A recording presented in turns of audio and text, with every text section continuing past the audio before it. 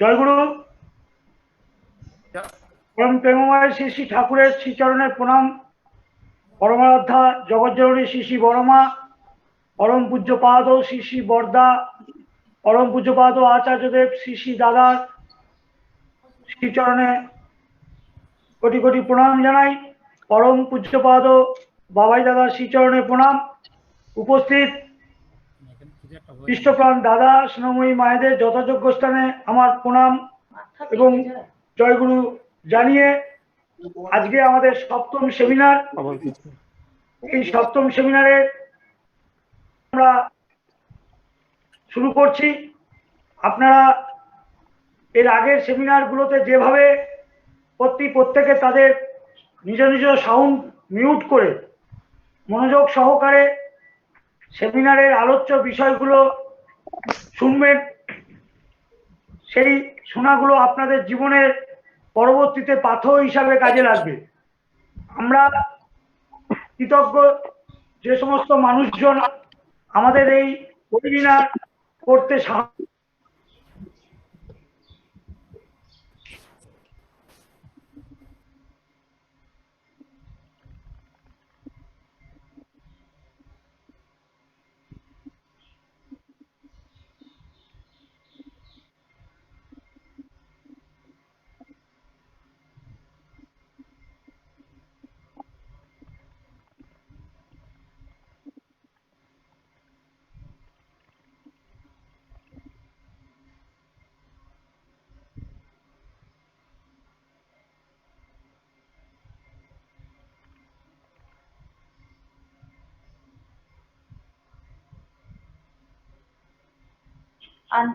সাউন্ডটাকে unmute করুন তপন দা।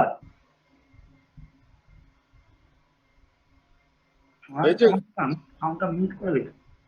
জয়দেব দা বলেছেন? হ্যাঁ, complete. Okay. Good afternoon, my beloved brothers and sisters. At the very beginning, I sincerely convey my pranam এবং জয়গুরু। Before beginning the 7th semester, I would like to remember you that we have already conducted and completed 6 numbers of seminars, starting from 31st May 2020. On every Sunday, our distinguished and respected speakers have discussed various aspects and vibhuti of Sri Sri Thakur Anukul Chandra under the respective topic and subject.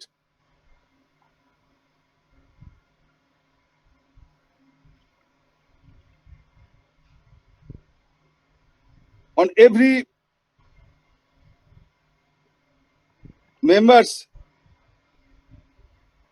of attended this program, and I would like to share also that the speakers who were present last 6 seminars, number 1 Dr. Jibon Chakraborty SPR, number 2 Dr.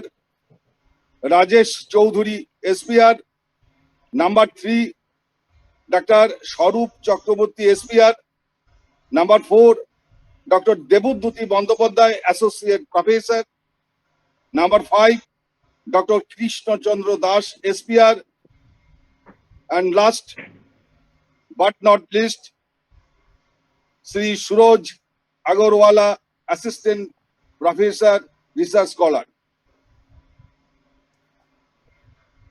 Please remember,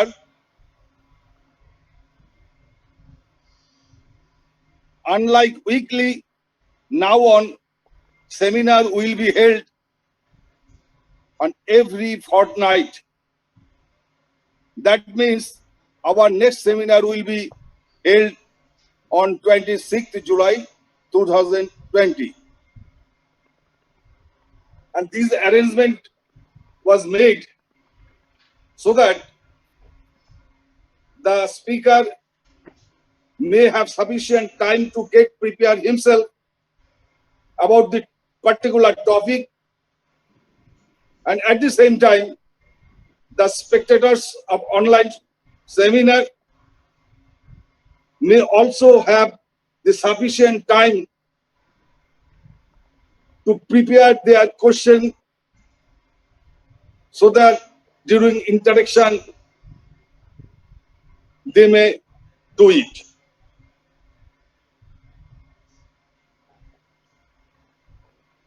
It may please me note that this is not a online satsang. Instead, it is an attempt to focus you for the divine life and teachings of Sri Thakur, from which we can learn and enlighten ourselves about him. So, my fervent appeal to all of you to be present in the seminar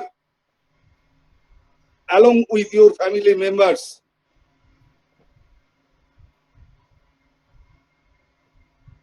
And before starting the seminar, I would request to all to keep their sound mute and keep silent also while he is not speaking.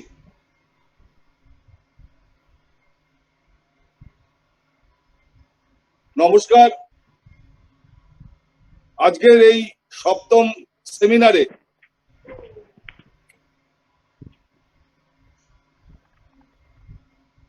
যে সমস্ত পাঞ্জাধারী কর্মীরা রয়েছেন, সুধী সজ্জন দাদারা, ভক্তিময়ী মায়েরা এবং ছোট ছোট ভাই বোনেরা, প্রত্যেককে আমার যথাযোগ্য স্থানে প্রণাম এবং জয়গুরু। আপনারা জানেন যে আমাদের এই সেমিনার অলরেডি 6টা সেমিনার আমরা শেষ করেছি, যেখানে বিভিন্ন গুণীজনেরা তাদের বক্তব্য পেশ করেছেন বিভিন্ন টপিকের উপরে, যাদের মধ্যে আছেন doctor Jiban Chakraborty, doctor Rajesh Chowdhury, doctor Swarup Chakraborty, doctor Debdyuti Bandyopadhyay, doctor Krishnachandra Das and Suraj Agarwala. এরা সবাই আমাদের কাছে বক্তব্য রেখেছেন বিভিন্ন টপিকের উপরে। আপনারা জানেন এটা কোনো অনলাইন সৎসঙ্গ নয়, এটা এমন একটি ফোকাস, যে ফোকাসের মধ্য দিয়ে ঠাকুরের 81 বছরের জীবন দর্শনের যে চিন্তা ভাবনা, সেই চিন্তা ভাবনার বিভিন্ন জিনিসগুলো নিয়ে আমাদের এই সেমিনারে আলোচনা হয়, যার থেকে আমরা অনেক কিছু জানতে পারি, আমাদের শ্রীবুদ্ধি ঘটে। এবং আপনারা এটা জেনে খুশি হবেন যে গত 6টা সেমিনারে যে আলোচনা হয়েছে তার মধ্যে আমাদের কাছে অনেকেই ফোন করেছেন, তারা বলেছেন যে আজকের এই সেমিনারগুলো থেকে আমরা অনেক কিছু শিখতে পেরেছি। এবং একটি মা খুব আনন্দ সহকারে বলেছেন যে আমার বাড়ির স্বামী এবং তার পরিবারের লোকজন এই আলোচনা শুনে তারা খুব খুশি শুধু হননি, তারা ঠাকুরের সাথে যোগসূত্র সংস্পর্শ করেছেন এবং আগামী দিনে এই সৎসঙ্গে তারা উপস্থিত থাকবেন বলে আমরা, এই সেমিনারে থাকবেন, সৎসঙ্গে থাকবেন বলে আমাদের জানিয়েছেন। এটা আমাদের খুব আশার বিষয়, কারণ আমরা যে জায়গায় পৌঁছেছি এই সেমিনারে নিয়ে, সেই জায়গাটা আমাদের সত্যি খুব একটা ভালো জায়গায় পৌঁছেছে। এবং আপনাদের অবগতির জন্য জানাই যে আমাদের এই সেমিনার এখন আর 7 দিন ধরে হবে না, এটা আমাদের 15 দিন অন্তর হবে। তার মানে এর পরের সেমিনারটা আমরা 26 জুলাই 2020-তে আমরা অনুষ্ঠিত করব। কারণ হিসাবে আপনাদেরকে আমরা জানাই যে সপ্তাহখানিক সময়ের মধ্যে সবাই আমরা প্রস্তুত হতে পারি না, তাহলে যিনি বক্তব্য রাখবেন তার কাছেও যে 15 দিন সময় পেলে তিনি যেমন নিজেকে প্রস্তুত করতে পারবেন একটা পার্টিকুলার টপিকের উপরে, তেমনি আমরা যারা শুনবো বা তার উপরে কোনো প্রশ্ন করবো, সেটাও আমরা তৈরি করতে একটু সময় পাবো। তাই আপনাদের কাছে আমি বিনম্র অনুরোধ যে আপনারা এই অনলাইন সেমিনারে আপনারা নিজে তো উপস্থিত থাকবেনই এবং আপনাদের পরিবারের সকলকে এর সাথে যুক্ত করে দিন, যাতে করে আপনাদের পরবর্তী যে প্রজন্ম, সে প্রজন্মরা এই সেমিনার সেগুলো তারা জানুক, সেগুলো তারা শিখুক এবং বিভিন্ন তার বন্ধু বান্ধবের মধ্যে তারা সেগুলো ছড়িয়ে দিয়ে নিজেদের জীবিত। আশা করি তা করবেন। আর আপনারা যারা এখন এই অনলাইনে আছেন, আপনারা সবাই সাউন্ডটাকে মিউট করে রাখবেন, যদি না আপনাদের কোনো কথা বলতে হয়।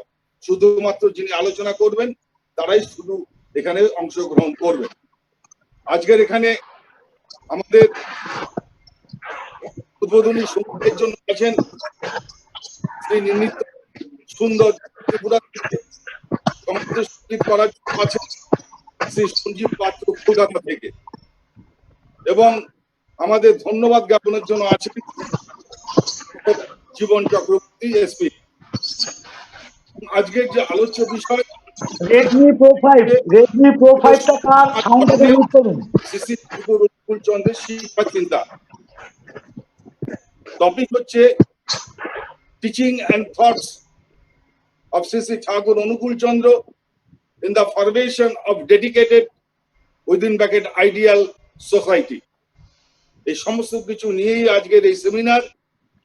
সুতরাং আমরা সেমিনারে শুরু করতে যাচ্ছি। আজকের এই সপ্তম সেমিনার উদ্বোধনের করার জন্য উদ্বোধনী সঙ্গীত পরিবেশন করবেন আমাদের ত্রিপুরা থেকে অশেষ শ্রদ্ধাভাজন শ্রী নিত্য সুন্দর দেব। তাকে উদ্বোধনী সঙ্গীত করার জন্য অনুরোধ করছি।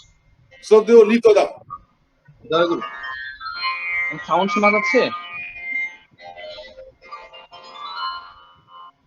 হ্যাঁ শোনা যাচ্ছে, হ্যাঁ শোনা যাচ্ছে। করুন। ঠিক আছে, জয়গুরু।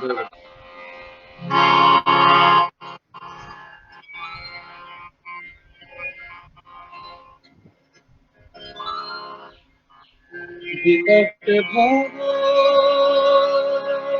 পারাবারে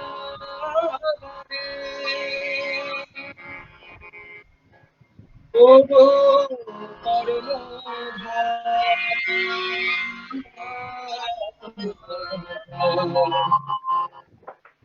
আমায় প্রথম পার করে দাও,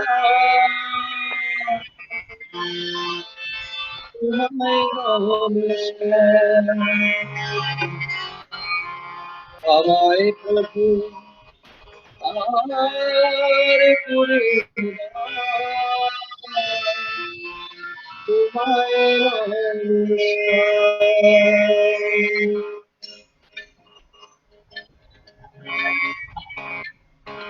বিকট গো পারাবারে ওগো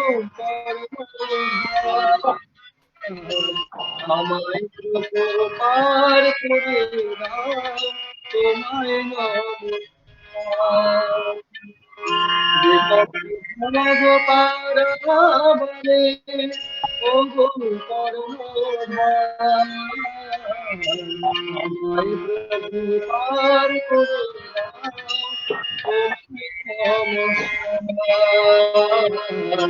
আমায় প্রভু পার করে দাও, তোমায় নমস্কার।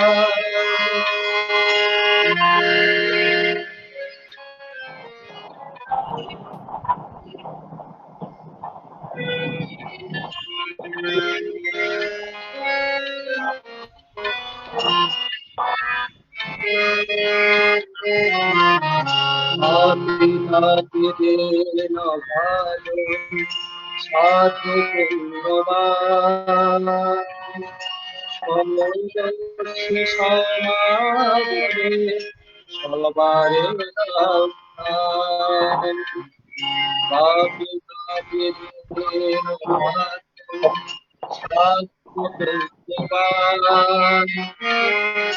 সমদর্শে সমাদরে সবারের স্থান প্রকৃতি চাচ্ছিন্ন করে তাও এনে বিস্তার অনুকূল তোমায় প্রকৃতি চাচ্ছিন্ন করে তাও এনে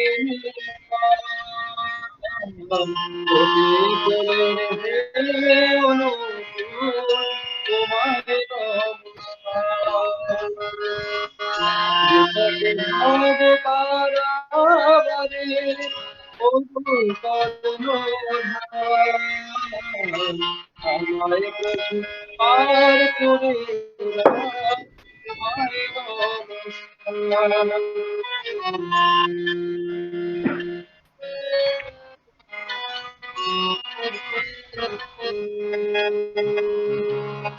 স্বস্তি মুখর হইল রাষ্ট্র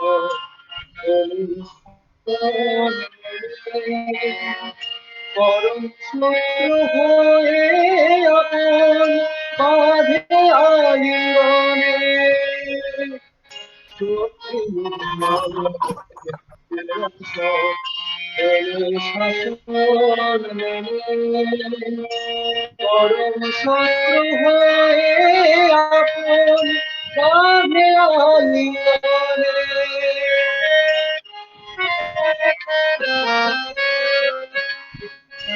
হবে তোমার করুণায় নবীন রবি ধারা উন্নতিতে ধার হবে তোমার করুণায় নবীন রবি জীবন ধারা উন্নতিতে ধার যেজন করে তোমার তার যেজন করে তোমার তার জীবন তারে তোমায় নমস্কার বিপদে ভব পারাবরে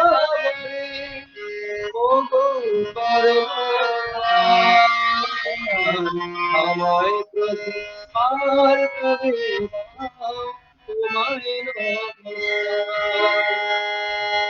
আমায় প্রতি পার করে তোমায় আমায় প্রতি পার করে তোমায় নমস্কার। গুরু অসংখ্য ধন্যবাদ নিতদা, অসংখ্য ধন্যবাদ আপনাকে। আমরা এখন মূল আলোচনায় চলে যাব সেমিনারের। আজকে today's topic teachings and thoughts of C.C. Thakur Anukul Chandra in the formation of dedicated within bracket ideal society. Guest speaker Dr. Rajiv Ghosh, guest lecturer Department of Bengali, DDE, Tripura University. আজকের আলোচ্য বিষয় হচ্ছে আদর্শ সমাজ গঠনে শ্রী ঠাকুর অনুকূল চন্দ্রের শিক্ষা চিন্তা। অতিথি বক্তা আমাদের আজকে আছেন ডক্টর রাজীব ঘোষ, অতিথি প্রভাষক, দূর শিক্ষা বিভাগ, ত্রিপুরা বিশ্ববিদ্যালয়। আমি শ্রদ্ধেয় ডক্টর রাজীব ঘোষকে আজকের এই বিষয়ের উপর আলোচনা করার জন্য অনুরোধ করছি। উনি ঘন্টাখানিক 1 ঘন্টা আলোচনা করবেন। শ্রদ্ধেয় রাজীব দা। আজকের এই আন্তর্জাতিক আলোচনা চক্রে উপস্থিত সবাইকে আনন্দিত জয়গুরু জানাই। আমরা ইতিমধ্যে জেনেছি যে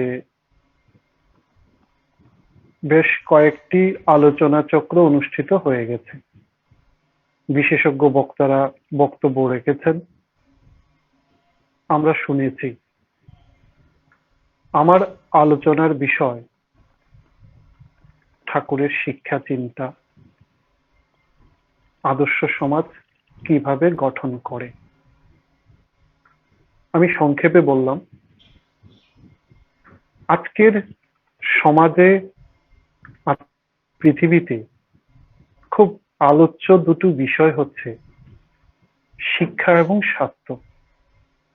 বিশেষ করে স্বাস্থ্যকে নিয়ে আজ সারা পৃথিবীতে ভীষণ আলোচনা হচ্ছে, হইচই হচ্ছে। কিভাবে স্বাস্থ্য ভালো রাখা যায়, কিভাবে স্বাস্থ্যটাকে সুন্দর রাখা যায়, কিভাবে বেঁচে থাকা যায়, তা নিয়ে আলোচনার কোনো অন্ত নেই। কেননা আমরা গোটা পৃথিবীর মানুষ আজকে একটা মহামারীর সম্মুখীন হয়েছি। বিপর্যয় এসেছে বলে আমরা কিন্তু চিন্তা করতে বাধ্য হচ্ছি কিভাবে নিজেকে বাঁচিয়ে রাখবো। কিন্তু বেঁচে থাকার জন্য ভালো স্বাস্থ্য যেমন দরকার, ভালো শিক্ষারও দরকার। শিক্ষাটা যদি সঠিক না হয় তাহলে সেই বাচ্চাটা কখনো সার্থকতায় পৌঁছায় না। আমি যদি অভিধানে দেখি শিক্ষা বলতে সেখানে কি বলা হয়েছে, সেখানে বলছে জীবন ও চরিত্রে সর্বতোভাবে যোগ্য হয়ে ওঠা, দক্ষতা লাভ করা। মানে হচ্ছে জীবন ও চরিত্রে সর্বতোভাবে যোগ্য হয়ে ওঠা, দক্ষতা লাভ করা। এই হচ্ছে শিক্ষার আবিধানিক অর্থ। আমরা বাংলাদেশের মানুষ, বাংলাদেশ বলতে আমি বৃহত্তর বঙ্গের কথাই বলছি, পূর্ববঙ্গ, পশ্চিমবঙ্গ। এই বাংলাদেশে যে শিক্ষা ব্যবস্থাটা ছিল সেটা ছিল মূলত গুরু কেন্দ্রিক। গুরুকে কেন্দ্র করেই শিক্ষাটা পরিচালিত হতো। ছাত্ররা গুরুর বাড়িতে যেতেন, সেখানে তারা শুধু পুঁথিবিদ্যা নয়, হাতে কলমে করে করিয়ে নানান বিদ্যায় পারদর্শী হয়ে উঠত। গুরু ছাত্রদেরকে সন্তানের মতো স্নেহ করত, ভালোবাসা দিত এবং তাদেরকে যোগ্য করে তুলত। যেদিন গুরু মনে করতেন যে ছাত্রের শিক্ষা কমপ্লিট হয়েছে, সম্পূর্ণ হয়েছে, সেদিন ছাত্র তার বাড়িতে ফিরে যেত। এই ছাত্র শুধু নির্দিষ্ট কোনো শ্রেণীর ছাত্র নয়, নির্দিষ্ট কোনো বর্গের ছাত্র নয়, ধনী দরিদ্র নির্বিশেষে সবাইকে এই পদ্ধতিতেই বিদ্যা অর্জন করতে হতো। এটা একটা পদ্ধতি ছিল আমাদের। ধীরে ধীরে ইংরেজ শাসনে পদ্ধতিতে কিছুটা পরিবর্তন আসে। আমরা সবাই জানি এ দেশে 1800 খ্রিস্টাব্দে ফোর্ট উইলিয়াম কলেজ প্রতিষ্ঠিত হয়। কেন? কারণটা ছিল ইংরেজরা এ দেশ শাসন করছে, তার জন্য তার প্রচুর সংখ্যক কর্মচারীর প্রয়োজন ছিল, যারা এ দেশের ভাষা, শিক্ষা, রীতিনীতি কিছুই জানে না। মূলত তাদেরকে শিক্ষিত করে তোলার জন্য এ দেশে ফোর্ট উইলিয়াম কলেজ প্রতিষ্ঠিত হয়েছিল, যার সঙ্গে এ দেশের মানুষের তেমন কোনো যোগাযোগ বা সম্পর্ক ছিল না। কিন্তু কলেজ তো প্রতিষ্ঠিত হলো, সেখানে কি পড়ানো হবে, কে পড়াবেন? ইংরেজদের মধ্যে উইলিয়াম কেরি, তিনি বাংলা ভাষায় বেশ পাণ্ডিত্য অর্জন করেছিলেন। তিনি বাংলার কিছু সংখ্যক মানুষকে নিযুক্ত করলেন পাঠ্য বই রচনা করার জন্য। শুরু হলো এদেশের বুকে শিক্ষার নতুন অধ্যায়। তারপরে আমরা এদেশে বেশ কিছু গুণীজনের আবির্ভাব দেখেছি। রাজা রামমোহন রায়, ঈশ্বরচন্দ্র বিদ্যাসাগর, বঙ্কিমচন্দ্র, স্বামী বিবেকানন্দ, রবীন্দ্রনাথ ঠাকুর, মহাত্মা গান্ধী, এরকম বরেণ্য মানুষেরা নিজেদের মতামত তুলে ধরলেন যে আমাদের শিক্ষাটা কেমন হবে। ওনারা বিশেষভাবে যত্নশীল হলেন এ দেশের, বিশেষ করে এই বাংলার শিক্ষা ব্যবস্থাটাকে সুন্দরভাবে সাজানোর জন্য। তারা অনুভব করলেন যদি শিক্ষায় উন্নতি লাভ করতে হয় তাহলে মাতৃভাষা অবশ্যই তার একটা মাধ্যম হবে। তবে শুধু মাতৃভাষা শিখলেই হবে না, ইংরেজিটা যেহেতু একটা আন্তর্জাতিক ভাব বিনিময়ের ভাষা, সেটাও ভালো করে শিখতে হবে। গুরুত্ব আরোপ করা হলো এদেশের শিক্ষার জন্য। তারা চেষ্টা করতে লাগলেন, নারী শিক্ষার জন্য চেষ্টা করতে লাগলেন। এইভাবে ধীরে ধীরে শিক্ষার একটা কাঠামো তৈরি হতে লাগলো।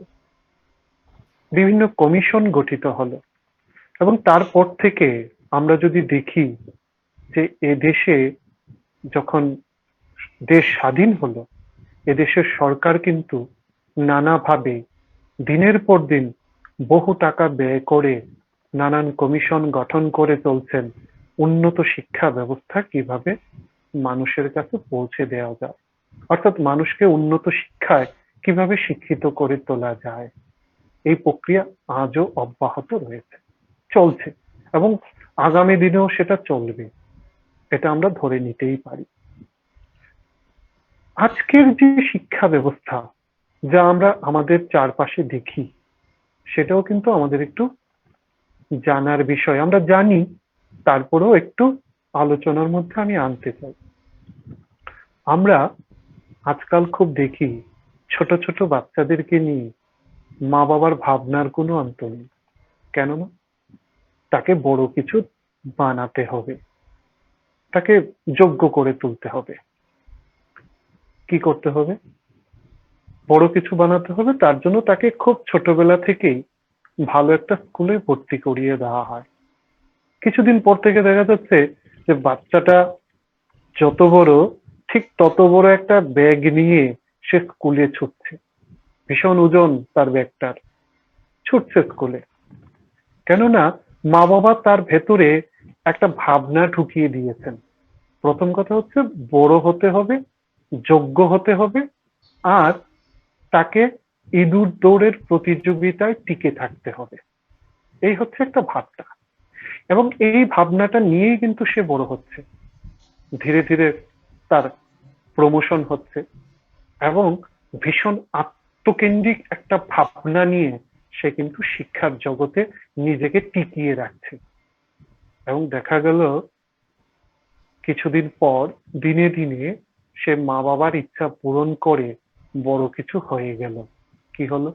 হয় সে ডাক্তার হলো, না হয় ইঞ্জিনিয়ার হলো, অধ্যাপকও হতে পারে, ওকালতি করতে পারে, অর্থাৎ সাকসেসফুল কিছু একটা সে করে বসলো। এবার ডাক্তার সে হয়ে তার মাথায় কিন্তু একটাই ভাবনা আছে যে আমার মা বাবা আমাকে বহু পরিশ্রম করে কষ্ট করে আমাকে ডাক্তার বানিয়েছে, আমাকে উপার্জন এবার প্রচুর করতে হবে। এই যে ডাক্তারির যে মূল বিষয়, মানুষকে সেবা করা, শুশ্রূষা করা, সেটা কিন্তু সে ভুলে গেছে। তার উদ্দেশ্য একটাই, যে কোনোভাবে প্রচুর টাকা উপার্জন করা। এবার যে ইঞ্জিনিয়ার হয়েছে তারও কিন্তু উদ্দেশ্য একটাই, যে আমি তো অনেক টাকা খরচ করে আমি এই জায়গাতে পৌঁছেছি, সুতরাং আমাকে অনেক টাকা উপার্জন করতে হবে। আমার দ্বারা তৈরি করা বিল্ডিং ভেঙে পড়তেই পারে, তাতে আমার কিছু আসে যায় না, কিন্তু আমাকে উপার্জন করতে হবে। অর্থাৎ যে তোতা পাখির শিক্ষা আমি গ্রহণ করেছি, যে পুঁথিগত বিদ্যা আমি অর্জন করেছি, যে শিক্ষাটা শুধুমাত্র জীবিকার জন্য আমি অর্জন করেছি, তার কিন্তু বাস্তব প্রয়োগ আমি যখন করছি, তাতে একটাই উদ্দেশ্য, যে কোনোভাবে আমার হিত করা, আমার পরিবারের হিত করা। আমরা রবীন্দ্রনাথের বিখ্যাত তোতা কাহিনী গল্পের কথা জানি। সেখানে কি হয়েছিল? রাজার ইচ্ছে হয়েছে যে তার রাজ্যে তো সবাই শিক্ষিত, অথচ এই তোতা পাখি, তার শিক্ষার কোনো কিছু ব্যবস্থা করা হচ্ছে না। সে শুধু ফল খেয়ে নোংরা করছে, আবর্জনা বাড়াচ্ছে, তার শিক্ষা নেই বলে। সমস্ত পার্শ্বদের ডাকা হলো, বলে এই তোতা পাখিটাকে কি করে শিক্ষা দেওয়া যায়। মন্ত্রীরা, রাজার আত্মীয় স্বজনরা একদম গভীর চিন্তা করে উপায় বের করলো যে সে তো বনে থাকে, তাকে খাঁচায় এনে রাখতে হবে এবং বিদ্যার জন্য ভীষণ আয়োজন করতে হবে। শুরু হলো সেই রকম প্রচেষ্টা। তাকে সোনার খাঁচা দেওয়া হলো, তাকে তার সামনে অনেক বই পুস্তক তুলে ধরা হলো, রাশি রাশি বই তুলে ধরা হলো। এবার তার তার যে পাখির যে স্বাভাবিক বৈশিষ্ট্য, সেই বৈশিষ্ট্য থেকে তাকে বাদ দিয়ে সেই শিক্ষায় তাকে অভ্যস্ত করে তোলার চেষ্টা করা হলো, যে শিক্ষা তার সহজাত নয়। পরিণামে তার মৃত্যু হলো। আজকের দিনের যে সমাজ ব্যবস্থা আমরা দেখি, সেখানেও কিন্তু শিক্ষার ধারণাটা এমনটাই হয়ে গেছে যে আমার শিক্ষাটা হবে জীবিকার জন্য শিক্ষা, সেখানে জীবনের কোনো ব্যাপার তেমন ভাবে থাকছে না। এই যে প্রচলিত সমাজ ব্যবস্থা, তার ঠিক পাশাপাশি আরো একটা ভাবনা কিন্তু সমাজের চারদিকে আজকাল বিস্তার লাভ করছে। কি সেটা? সেই শিক্ষাটা শুধু জীবিকার জন্য নয়, সেই শিক্ষাটা জীবনের জন্য শিক্ষা। কে প্রচলন করছেন? ঠাকুর অনুকূল চন্দ্র। তিনি এই পৃথিবীর মানুষকে, অর্থাৎ আমাদের সবাইকে একটি ব্যতিক্রমী শিক্ষা ব্যবস্থার সাথে যুক্ত করে চলছেন। কোথায় ব্যতিক্রম? ব্যতিক্রমটা হচ্ছে এখানেও আমাকে জীবিকার কথা ভাবতে হবে ঠিকই, কিন্তু জীবিকাটাই মুখ্য নয়, আমার জীবনটা মুখ্য। এবং এই জীবনটার শুধুমাত্র আমার নয়, আমার পরিবার, আমার পরিবেশ, আমার দেশ, অর্থাৎ আমাকে নিয়ে যে একটা জগৎ রয়েছে, সেই জগতের প্রত্যেকটা মানুষকে নিয়ে আমাকে ভাবতে হচ্ছে। ঠাকুর বলেছেন যে আমার শিক্ষাটা শুরু হচ্ছে কখন থেকে? একটা মানুষের শিক্ষা শুরু হচ্ছে সে যখন মাতৃগর্ভে প্রবেশ করে তখন থেকেই নাকি তার শিক্ষা শুরু হচ্ছে। তার প্রাসঙ্গিক উদাহরণও কিন্তু আমরা পেয়ে যাই। মহাভারতে অভিমন্যু চক্রব্যূহতে প্রবেশের পদ্ধতি জেনেছিল। কেননা অর্জুন যখন, অর্থাৎ তার পিতা যখন তার মাকে, সুভদ্রাকে চক্রব্যূহতে প্রবেশের গল্প বলছিল, প্রবেশের পদ্ধতি জানার পরে সুভদ্রা নাকি ঘুমিয়ে পড়েছিল। তার কারণে সেখান থেকে নির্গমনের পথটুকু তার আর জানা হয়নি। এবং মহাভারতে আমরা দেখেছি যে যে অভিমন্যু চক্রব্যূহতে প্রবেশ করেছে ঠিকই, কিন্তু সেখান থেকে বেরোতে পারেনি। আর তার জন্যই তার জীবনে ঘটেছিল নির্মম মৃত্যু। ঠাকুর বলছেন যে একটা শিশু যখন মাতৃগর্ভে প্রবেশ করে, তখন থেকে তার জীবনের শিক্ষাটা শুরু হয়ে যায়। সে সময় তার কিছু করণীয় থাকে না, কিন্তু তার যারা জনক, পিতামাতা, তাদের চলন বলন, রীতিনীতি, সেই সব কিছুর উপরে নির্ভর করে সেই শিশুটা শিখতে শুরু করে। কিন্তু কথা হচ্ছে যে মাতৃগর্ভে আসার পর থেকে যে শিশুর শিক্ষা শুরু হচ্ছে, সে যে সুশিক্ষায় শিক্ষিত হয়ে সুসন্তান হয়ে উঠবে, তার কিন্তু কোনো গ্যারান্টি নেই। কেন? কেননা সুসন্তান হতে হলে আগে উপযুক্ত বিবাহ পদ্ধতির মধ্য দিয়ে সুসন্তানের আবির্ভাব হতে হবে। এটা কিন্তু আজকের দিনে আমাদের জন্য ভীষণভাবে ভাববার বিষয়। এই সৎসঙ্গের যে পরিধি রয়েছে, তার বাইরে আমরা এই বিবাহকে কেন্দ্র করে যে ব্যভিচার দেখছি আজকে চারদিকে, সেটা কিন্তু সত্যি আমাদের ভাববার বিষয়। আমাদের প্রত্যেককে সেই ব্যাপারে ভাবনা চিন্তা করতে হবে। তাহলে সুসন্তান, সুশিক্ষা, তার জন্য সর্বপ্রথমে প্রয়োজন উপযুক্ত বিবাহ। উপযুক্ত বিবাহের মধ্য দিয়েই আমাদের পৃথিবীতে, আমাদের দেশে উপযুক্ত সন্তান আসতে পারে, এবং তারপরে শুরু হচ্ছে তার শিক্ষা। ঠাকুর বলছেন যে আমি শিখবো, কাকে দেখে শিখবো, কিভাবে শিখবো? শুধু স্কুলে গিয়েই শিখবো, কলেজে গিয়েই শিখবো, বিশ্ববিদ্যালয়ে গিয়ে শিখবো? ঠাকুর কিন্তু ঠিক তেমনটা বলেননি। ঠাকুর বলছেন দীক্ষা নিয়ে শিক্ষা ধরিস, আচার্যকে করে সার, আচরণে বোধচয়নে জ্ঞানের সাগর হ না পার। অর্থাৎ আমি কাকে দেখে শিখবো? আচার্যকে দেখে শিখবো, যিনি শুধুমাত্র বলে আমাকে শেখাচ্ছেন না, নিজের আচরণ দিয়ে, করে করিয়ে আমাকে শিখিয়ে চলছেন। তিনি আমার ভেতরের বোধকে জাগ্রত করে দিচ্ছেন। একটা মানুষ কিভাবে প্রকৃত মানুষ হতে পারে সেটা কিন্তু শিখিয়ে চলছেন। আমরা ঠাকুরের জীবনী থেকে দেখেছি, ঠাকুর যখন হিমায়তপুরে থাকতেন, পদ্মার পাড়ে তিনি স্নান করতে যেতেন। সেখানে অনেক ভক্তের আগমন হতো। ঠাকুর সেই ভক্তদেরকে তেল মাখিয়ে দিচ্ছেন, স্নান করিয়ে দিচ্ছেন। এটা কেমনতর শিক্ষা? এটা হচ্ছে ভালোবাসার শিক্ষা। আমরা জগতে কোথাও এমনতর দৃষ্টান্ত খুব একটা পাই না, গুরু তার শিষ্যদেরকে, তার ভক্তদেরকে, কিংবা তার পার্শ্বদেরকে, কিংবা যে কোনো কাউকে তেল মাখিয়ে, ভালোবাসা দিয়ে, যত্ন করে, আদর করে স্নান করিয়ে দিচ্ছেন। এখান থেকে আমরা যে শিক্ষাটা পেলাম সেটা হচ্ছে ভালোবাসার শিক্ষা, যা আজকের কোনো বিদ্যালয়, বিশ্ববিদ্যালয় কিংবা কোথাও আমাদেরকে শেখানো হচ্ছে না।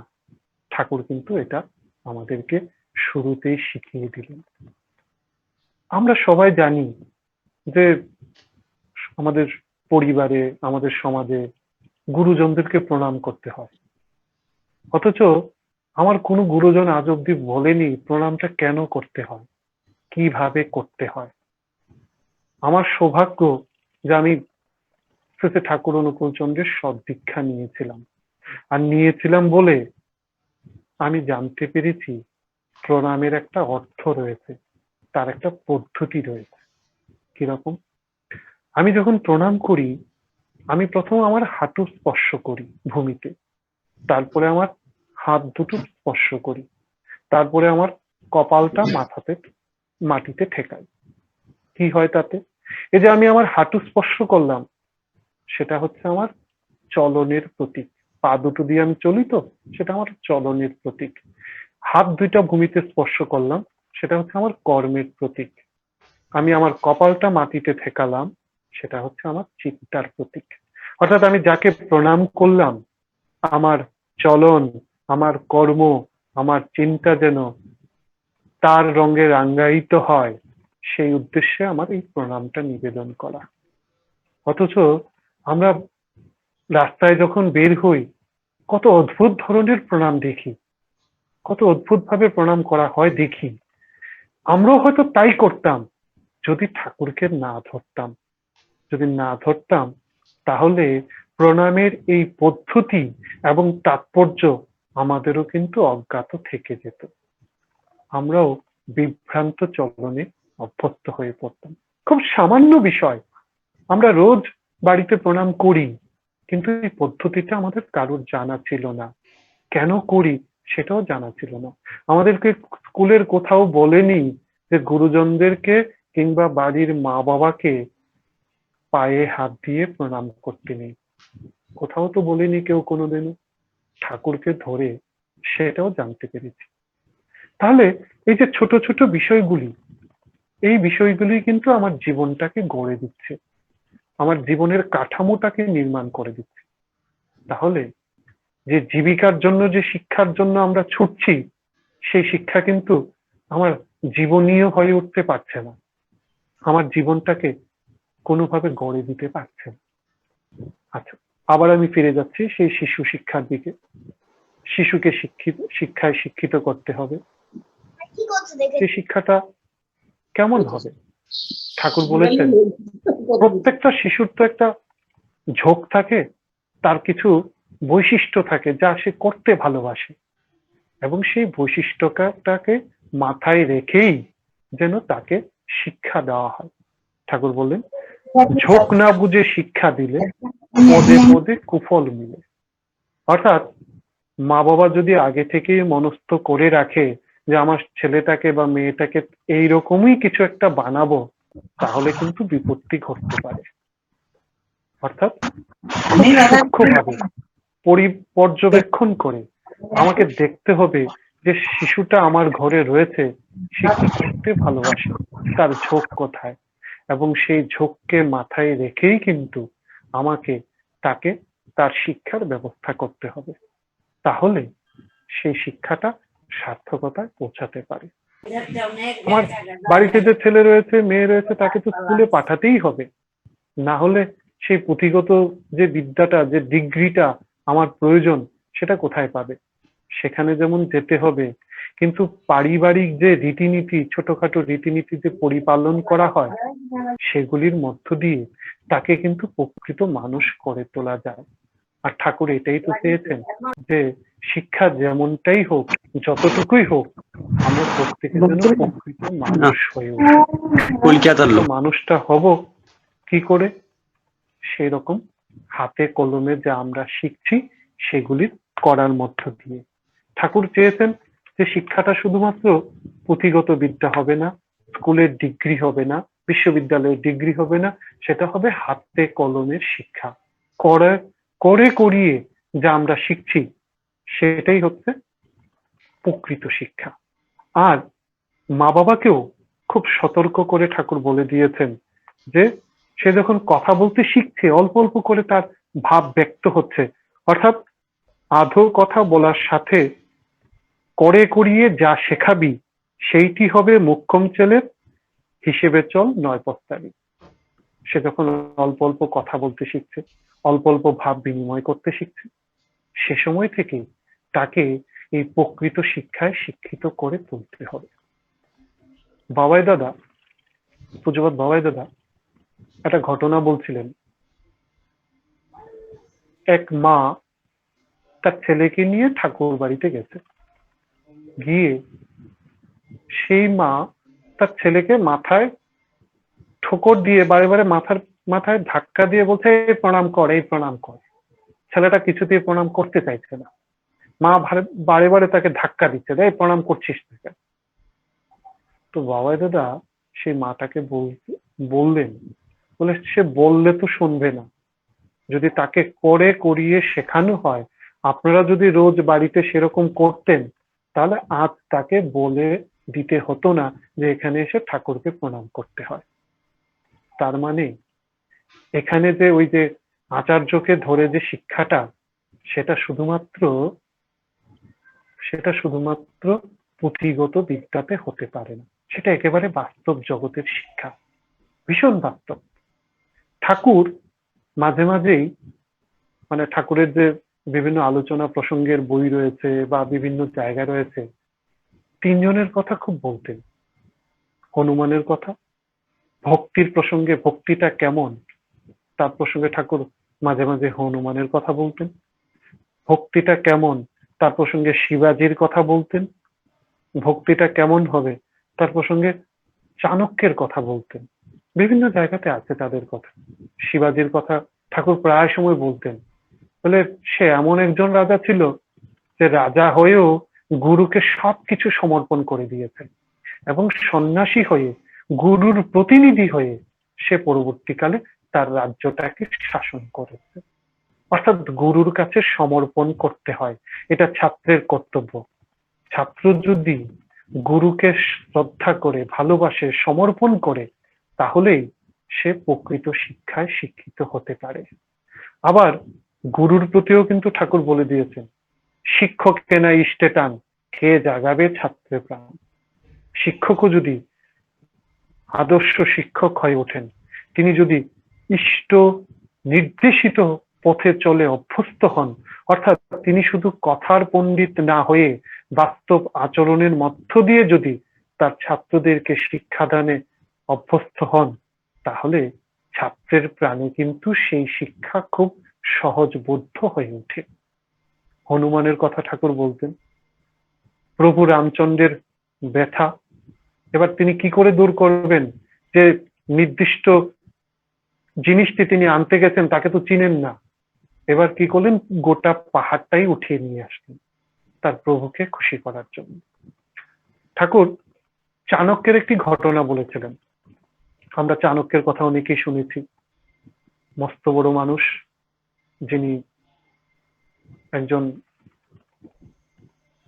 পণ্ডিত হিসেবে শাস্ত্র পণ্ডিত হিসেবে এবং মানে ঐতিহাসিক মানুষ হিসেবে যিনি ভীষণভাবে পরিচিত। সেখানে আমরা দেখছি যে চাণক্যের বাড়িতে একদিন একজন জ্যোতিষী গেছেন, চাণক্য তখন বাড়িতে নেই, গিয়ে চাণক্যের মাকে বলছে যে আপনার ছেলে কিন্তু রাজা হবে। চাণক্যর মা তো অবাক হয়ে গেল, যে আমরা গরিব মানুষ, দিন এনে দিন খাওয়া মানুষ, কোন রকমে আমাদের জীবন চলে, আপনি বলছেন আমার ছেলে রাজা হবে? বলে হ্যাঁ, তার সুলক্ষণ দেখে আমি বুঝতে পেরেছি যে সে রাজা হবে। তো মার কৌতূহল হলো যে আপনি কি এরকম সুলক্ষণ দেখতে পেয়েছেন? বলে তার সামনের দাঁত দুটো উঁচু, এটা দেখে আমি বুঝতে পেরেছি সে রাজা হবে। চাণক্য বাড়িতে আসার পরে মা অভিমান করে বলছেন, বলে আর কিছুদিন পরে তুমি তো আমাকে ভুলিয়ে যাবে। চাণক্য তো বুঝতে পারছে না মা হঠাৎ করে এরকম কথা কেন বলছেন। বলে একজন জ্যোতিষী এসে বলে গেছে তুমি নাকি রাজা হবে, আর রাজা হয়ে তো মাকেই ভুলে যাবে। বলে তোমার সামনের যে দাঁত দুটো সেটা তো উঁচু, সেটা দেখে তিনি বুঝতে পেরেছেন তুমি একদিন মস্ত বড় রাজা হবে। চাণক্য মাকে কিছু না বলে দৌড়ে ছুটে গেল সামনের কামারের দোকানে, গিয়ে কামারকে বলছে আমার দাঁত দুটা উঠিয়ে দাও। এই দাঁত দুইটার জন্য যদি রাজা হতে হয়, আর রাজা হয়ে যদি মাকেই ভুলে যেতে হয়, সেরকম রাজা আমি হতে চাইনি। এই যে শিক্ষাটা, এটা ভালোবাসার শিক্ষা, বোধের শিক্ষা। কেননা যতদিন না পর্যন্ত আমার বোধ জাগ্রত হচ্ছে, ততদিন কিন্তু আমার জীবনের প্রকৃত শিক্ষা শুরু হচ্ছেই না। বোধটা কখন জাগ্রত হচ্ছে? যখন আমি কোনো আদর্শকে কেন্দ্র করে আমার জীবনটা চালাতে শুরু করেছি, যখন তাকে আমি অনুকরণ করতে শুরু করেছি, তখন আমার মধ্যে সেই বোধ জাগ্রত হয়। না হলে কিন্তু আমাদের অবস্থাও তোতা পাখির মতো হয়ে যেতে পারে। ছোটবেলায় আমরা পড়েছি আরুণির গুরু ভক্তি। গুরু তাকে বলেছিল যে বাঁধের জল আটকাবার জন্য, সে সারাদিন অক্লান্ত পরিশ্রম করেও বাঁধের জল আটকাতে পারেনি। এবার গুরু নির্দেশ করেছে গুরুকে খুশি করতে হবে, সে শুয়ে থেকে সারা রাত শুয়ে থেকে সে বাঁধের জল আটকে গুরুকে খুশি করেছে। এই যে শিক্ষাটা, এটা একমাত্র গুরু কেন্দ্রিক শিক্ষাতেই সম্ভব হতে পারে। একজন ছাত্রের প্রকৃত শিক্ষা এবং একটা ছাত্র কি করে প্রকৃত মানুষ হতে পারে, সেটা কোনমাত্র আদর্শ গুরুই গড়ে দিতে পারে। যেটা আমরা ঠাকুরের চিন্তাধারায়, ঠাকুরের কর্মধারায় সারা জীবন ধরে দেখে চলছি। ঠাকুর সারা জীবন বহু মানুষের জীবনধারাটাই বদলে দিয়েছেন। বহু মানুষ তার কাছে গেছে, সেখানে ভালো মানুষও ছিল, মন্দ মানুষও ছিল, কিন্তু সেই মন্দ মানুষের যা যা মন্দ দিক ছিল, ঠাকুরের কাছে গিয়ে তার পরশ পেয়ে সেই মন্দ দিকগুলি ছুটে গেছে এবং দেখা গেছে সে একজন আদর্শ মানুষে পরিণত হয়েছে। এটা কোনো গল্প নয়। আমরা প্রতিনিয়ত ঠাকুরের জীবনী ঘেটে এরকম কত কত মানুষের সন্ধান পাই, যাদের জীবনধারা খুব একটা শুভ ছিল না, আদর্শ জীবনধারা ছিল না, সমাজ তাকে ঘৃণা করত, কিন্তু সেই মানুষটা যখন ঠাকুরের সান্নিধ্যে গেছে, সেই মানুষটার জীবনধারা বদলে গেছে। সেই অসুন্দর মানুষটা ঠাকুরের ভালোবাসার পরশ পেয়ে ধীরে ধীরে শান্ত হলো, ধীরে ধীরে সুন্দর হলো, তার জীবনটা বদলে গেল এবং আস্তে আস্তে সমাজে সে এমন ভাবে প্রতিষ্ঠা লাভ করলো যে সমাজ তাকে বরেণ্য করে নিল। আমরা বিখ্যাত নাট্যকার, বাংলা সাহিত্যের বিখ্যাত নাট্যকার গিরিশ ঘোষের কথা জানি। মাতাল হিসেবে তার খুব সুখ্যাতি ছিল, কেউ তাকে ভালোবাসতো না, সম্মানও করতো না। কিন্তু ঠাকুর রামকৃষ্ণ পরমহংসদেব সেই মানুষটাকে কিন্তু নিজের কাছে নিয়ে গেছেন, এবং দেখা গেল সেই মানুষটার যে অদ্ভুত পরিবর্তন, যদি ঠাকুর রামকৃষ্ণ পরমহংসদেব সেদিন তাকে না নিয়ে যেতেন, তাহলে যে গিরিশ ঘোষ আজকে এত বড় একজন নাট্যকার হিসেবে সমাজে, সাহিত্যে, জীবনে প্রতিষ্ঠিত হয়ে আছেন, সেটা কখনোই সম্ভব হতো না। অর্থাৎ গুরু দরদ দিয়ে, স্নেহ দিয়ে, ভালোবাসা দিয়ে, যত্ন দিয়ে, আদর দিয়ে একটা মানুষের জীবনধারাকে গড়ে দিচ্ছেন। শুধু পুঁথিগত বিদ্যা পড়ে আমাদের সমাজে কিন্তু প্রকৃত শিক্ষা হচ্ছে না। আমরা শিক্ষিত হচ্ছি ঠিকই, কিন্তু আমার যে আচরণ, আমার নিজের প্রতি আমার যে আচরণ, আমার পরিবারের প্রতি আমার যে আচরণ, আমার সমাজের প্রতি যে আচরণ, সেটা কিন্তু সঠিক হচ্ছে না। ঠাকুরকে তো নানা জনে নানা প্রশ্ন করেছে, শিক্ষা কেমন হবে, প্রকৃত শিক্ষা কেমন হবে, প্রকৃত শিক্ষা লাভ কিভাবে করতে হবে। একজন ঠাকুরকে তো নানা জনে প্রশ্ন করতেন, কোন একজন ভক্ত ঠাকুরকে প্রশ্ন করছেন যে শিক্ষিত লোক যারা, তারাই তো দেখা যায় সমাজের বেশি ক্ষতি করে। অর্থাৎ এখানে শিক্ষিত বলতে পুঁথিগত বিদ্যায় যারা পণ্ডিত, মূলত তাদের কথাই বলা হয়েছে। উত্তরে ঠাকুর কি বলছেন? ঠাকুর বলছেন তাদের শিক্ষিত বলে না, শিক্ষিত বলতে বুঝতে হবে তাদের যারা নিজেরা বাঁচার পথে চলে ও অন্যকেও বাঁচানোর জন্য আপ্রাণ চেষ্টা করে। এটা কিন্তু খুব গুরুত্বপূর্ণ ব্যাপার আজকের দিনে, বিশেষ করে আমাদের জন্য। এই বুদ্ধি যাদের নেই, তারা আবার শিক্ষিত কিসের? দু কলম লিখতে পড়তে জানলেই তাকে শিক্ষিত কয় না। ইষ্টার্থী সেবা বুদ্ধিতে অনুপ্রাণিত হয়ে লোকবর্ধনী অভ্যাস, ব্যবহার ও যোগ্যতা অর্জনই শিক্ষার প্রধান কথা, সেটা ঠাকুর বলছেন। অর্থাৎ আমি শিখলাম, তাতেই কিন্তু আমার শিক্ষা সম্পূর্ণ হচ্ছে না। আমার এই শিক্ষা যদি বাস্তব আচরণের মধ্য দিয়ে অন্য মানুষের জীবনে পরিবর্তন না ঘটাতে পারে, তাহলে ঠাকুর সেটাকে শিক্ষা বলেই মানছেন না। এটা কিন্তু আমাকে মনে রাখতে হবে। অথচ আজকের সমাজে কিন্তু আমরা ভিন্ন ধারাতেই চলছি।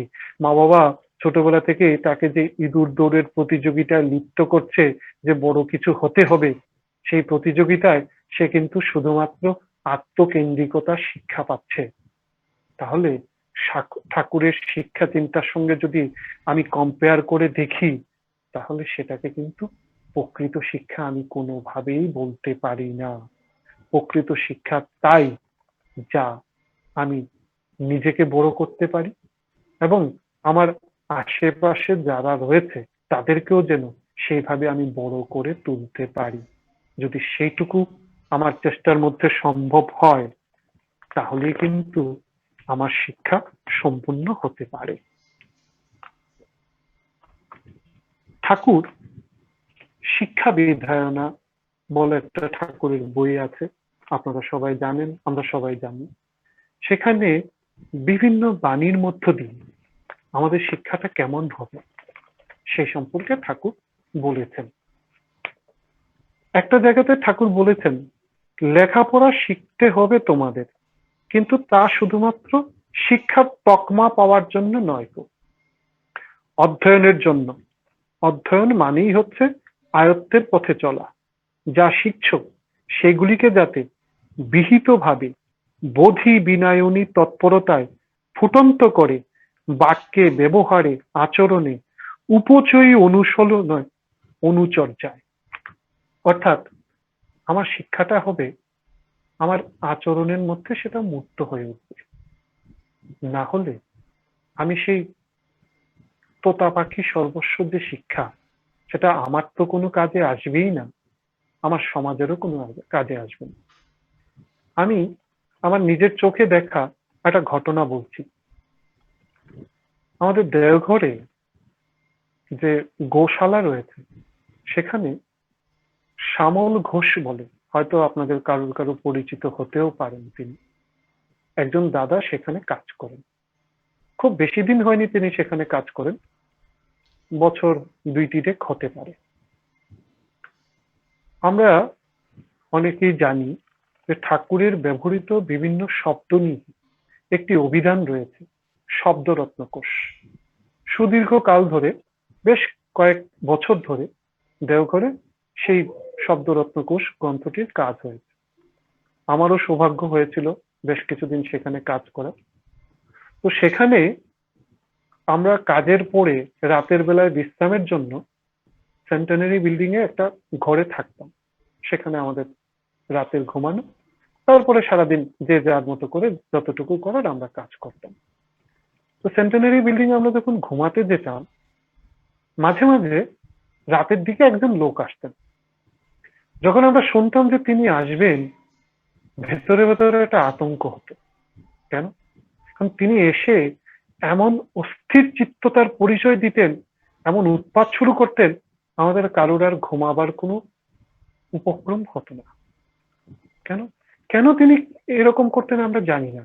তিনি আসতেন, হুড় হুড় করে বিছানা পাততেন, শব্দ করছেন, এটা সরিয়ে দিচ্ছেন, ওইটা সরিয়ে দিচ্ছেন, এইরকম একটা অস্থির চিত্ত আচরণ ছিল ওনার।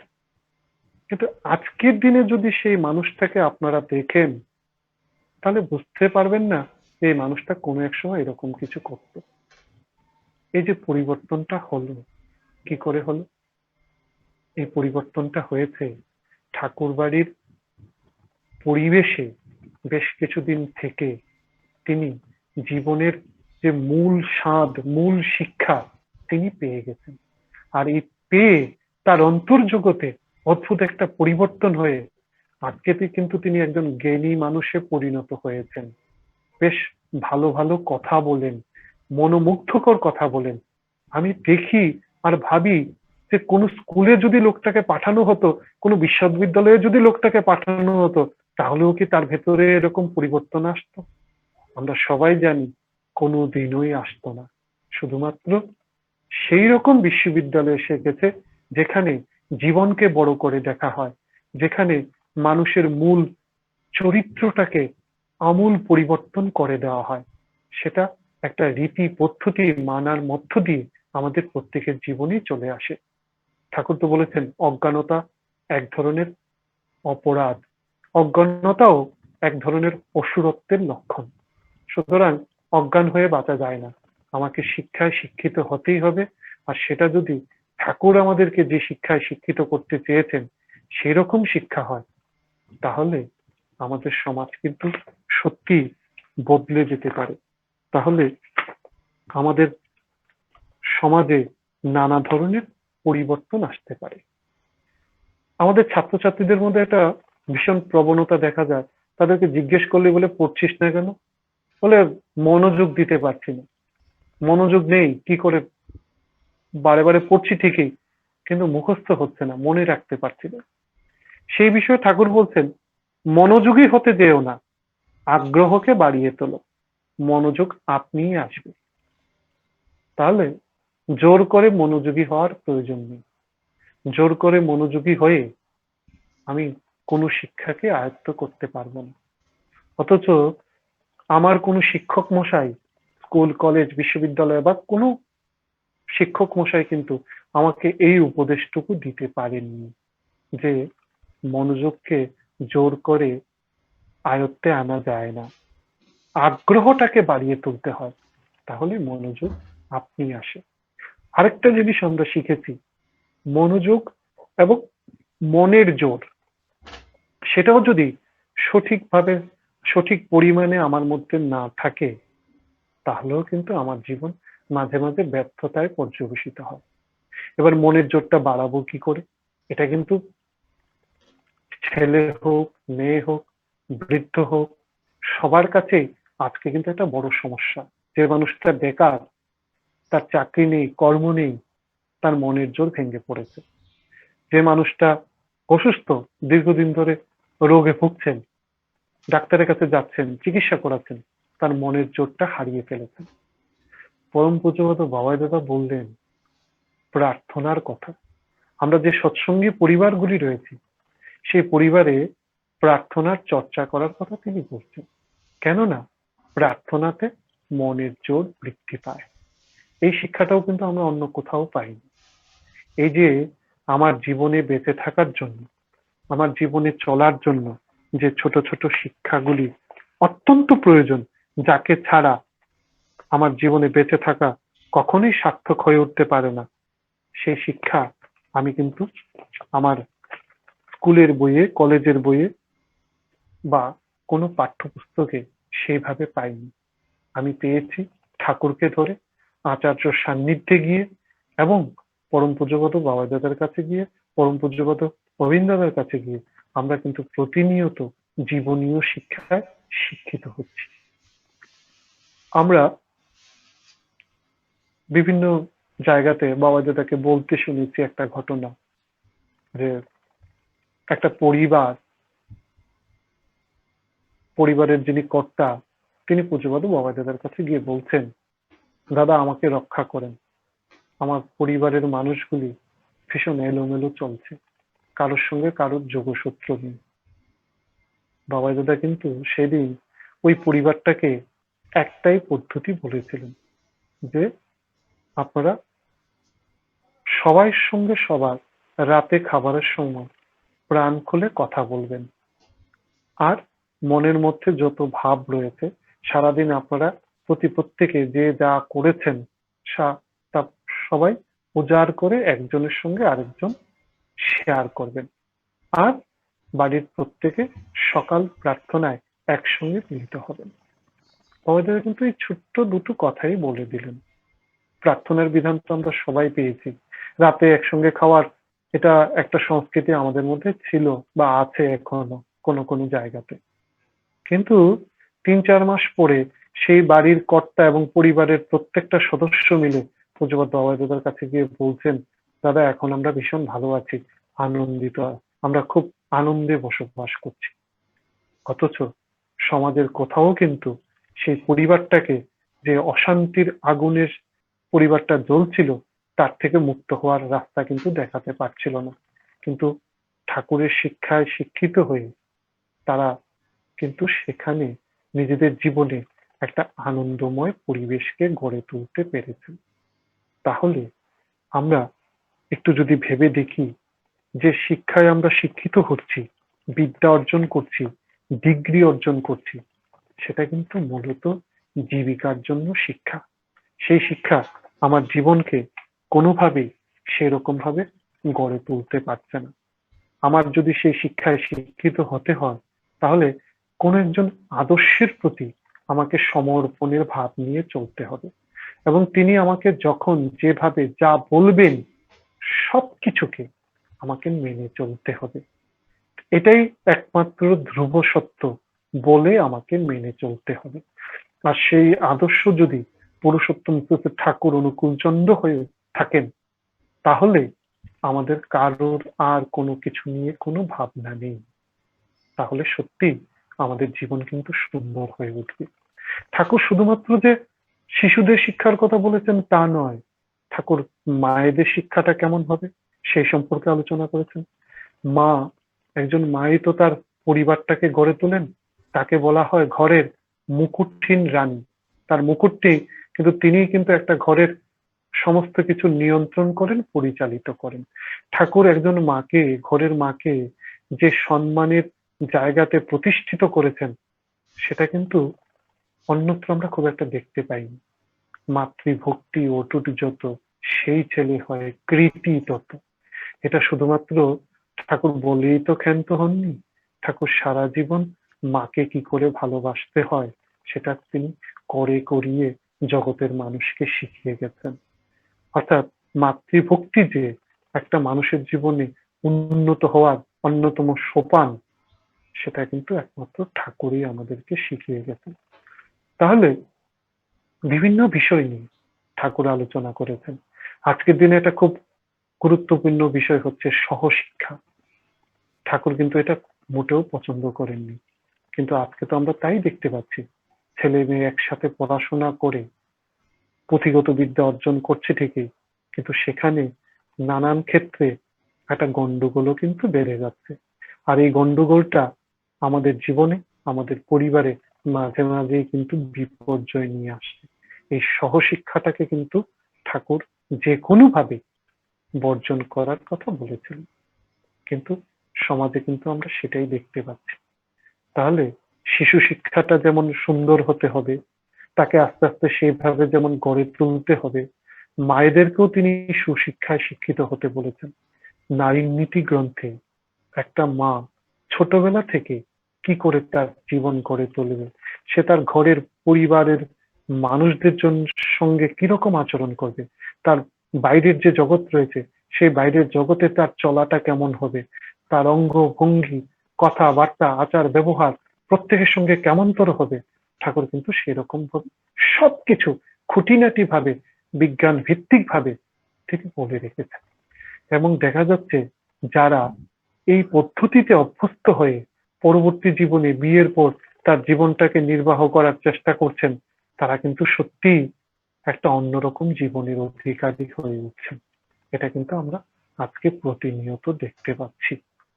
তাহলে আমরা এই সমাজে যদি সত্যিকার অর্থে মানুষ হয়ে বেঁচে থাকতে চাই, যদি সত্যিকার অর্থে আদর্শ সমাজ গড়ে তুলতে হয়, তাহলে সর্বপ্রথমে সবারকে এই আদর্শের সাথে যুক্ত করতেই হবে, ঠাকুরের সদ্দীক্ষার সাথে যুক্ত না হলে, ঠাকুরের সাথে যদি ঠাকুরের ভাবধারার সাথে যদি আমি যুক্ত না হই, তাহলে আমি কোনোদিনও এই জীবনীয় শিক্ষাগুলি আমি শিখতেই পারবো না। তার জন্য যে যজন যাজন ইষ্টভীতির কথা ঠাকুর বলেছেন, নিজে ভাবা, বলা, করা, এই করার মধ্য দিয়ে, এই বলার মধ্য দিয়ে আমিও কিন্তু সমৃদ্ধ হয়ে উঠি। কেননা আমরা যখন যাজন করি মনে হয় তিনি দয়া করে তার কথাগুলি আমার মুখ থেকে বলিয়ে নিচ্ছেন, আমার ভাবনাতেও ছিল না, আমি চিন্তাও করিনি, কিন্তু এমন এমন কথা ঠাকুর বলিয়ে নিচ্ছেন, দেখা গেল যে একটা ভালো মানুষ ঠাকুরের সাথে যুক্ত হয়ে গেল। সুতরাং আমার বলাটার কোনো বিরাম যেন না হয়, একজনকে বললাম থামবো না, আরেকজনকে বলবো, বলতেই থাকবো বলতেই থাকবো। কেননা আজকে আমাদের এই ভুল চলার ফলেই কিন্তু সমাজে এরকম বিপর্যয় দেখা দিয়েছে। যে বিপর্যয়টা আজকে আমরা গোটা পৃথিবীর মানুষ ভোগ করছি, সেটা এমনি এমনি আসেনি তো, তার জন্য আমাদের চলা বলা করাটাও অনেকাংশে দায়ী। এটা থেকে যদি মুক্তি পেতে চাই, যদি বাস্তবভাবেই একটা সুন্দর সমাজ, আদর্শ সমাজ গড়ে তুলতে চাই, তাহলে রাস্তা কিন্তু একটাই, ঠাকুরকে মেনে চলা। এখানে কোনো যুক্তি খাটানো যাবে না, কোনো বুদ্ধি করা যাবে না, কোনো তর্ক করা যাবে না। একটাই রাস্তা আছে, তাকে মেনে চলতেই হবে। কেননা তিনি যে বিধান দিয়ে গেছেন এবং আচার্য পরম্পরায় যে জীবন্ত শিক্ষক আমাকে যেভাবে করে করিয়ে শিখিয়ে চলছেন, পৃথিবীর কোথাও এই পদ্ধতি অনুসরণ করা হয় না, কোথাও নেই। সুতরাং এই পদ্ধতিটাকে মেনে চললেই আমরা উন্নত শিক্ষায়, আদর্শ শিক্ষায় অভ্যস্ত হয়ে উঠতে পারি। ঠাকুর চেয়েছেন হাতে কলমে শিক্ষা, প্র্যাকটিক্যাল এডুকেশন। কিরকম? ঠাকুর বলেন প্র্যাকটিক্যাল এডুকেশন যত হয় ততই ভালো। এগ্রিকালচার শেখান খুব দরকার। আমাদের এমন হওয়া উচিত যে আমরা যেখানে থাকবো সেখানেই অর্জি হব, তাতে গোলামি বৃদ্ধি যাবে। আমাদের এডুকেশন প্র্যাকটিক্যাল প্রমিনেন্ট, কর্মপ্রধান করে তোলা দরকার, নইলে ছেলেরা স্বাবলম্বী হতে পারবে না। এটাও কিন্তু আজকের দিনে ভীষণ একটা গুরুত্বপূর্ণ ব্যাপার। এই যে গোটা দেশে, গোটা পৃথিবীতে লকডাউন চলছে, তাতে দেখা যাচ্ছে যে বহু ছেলে, যুবক ছেলেরা তার কর্ম হারিয়েছে।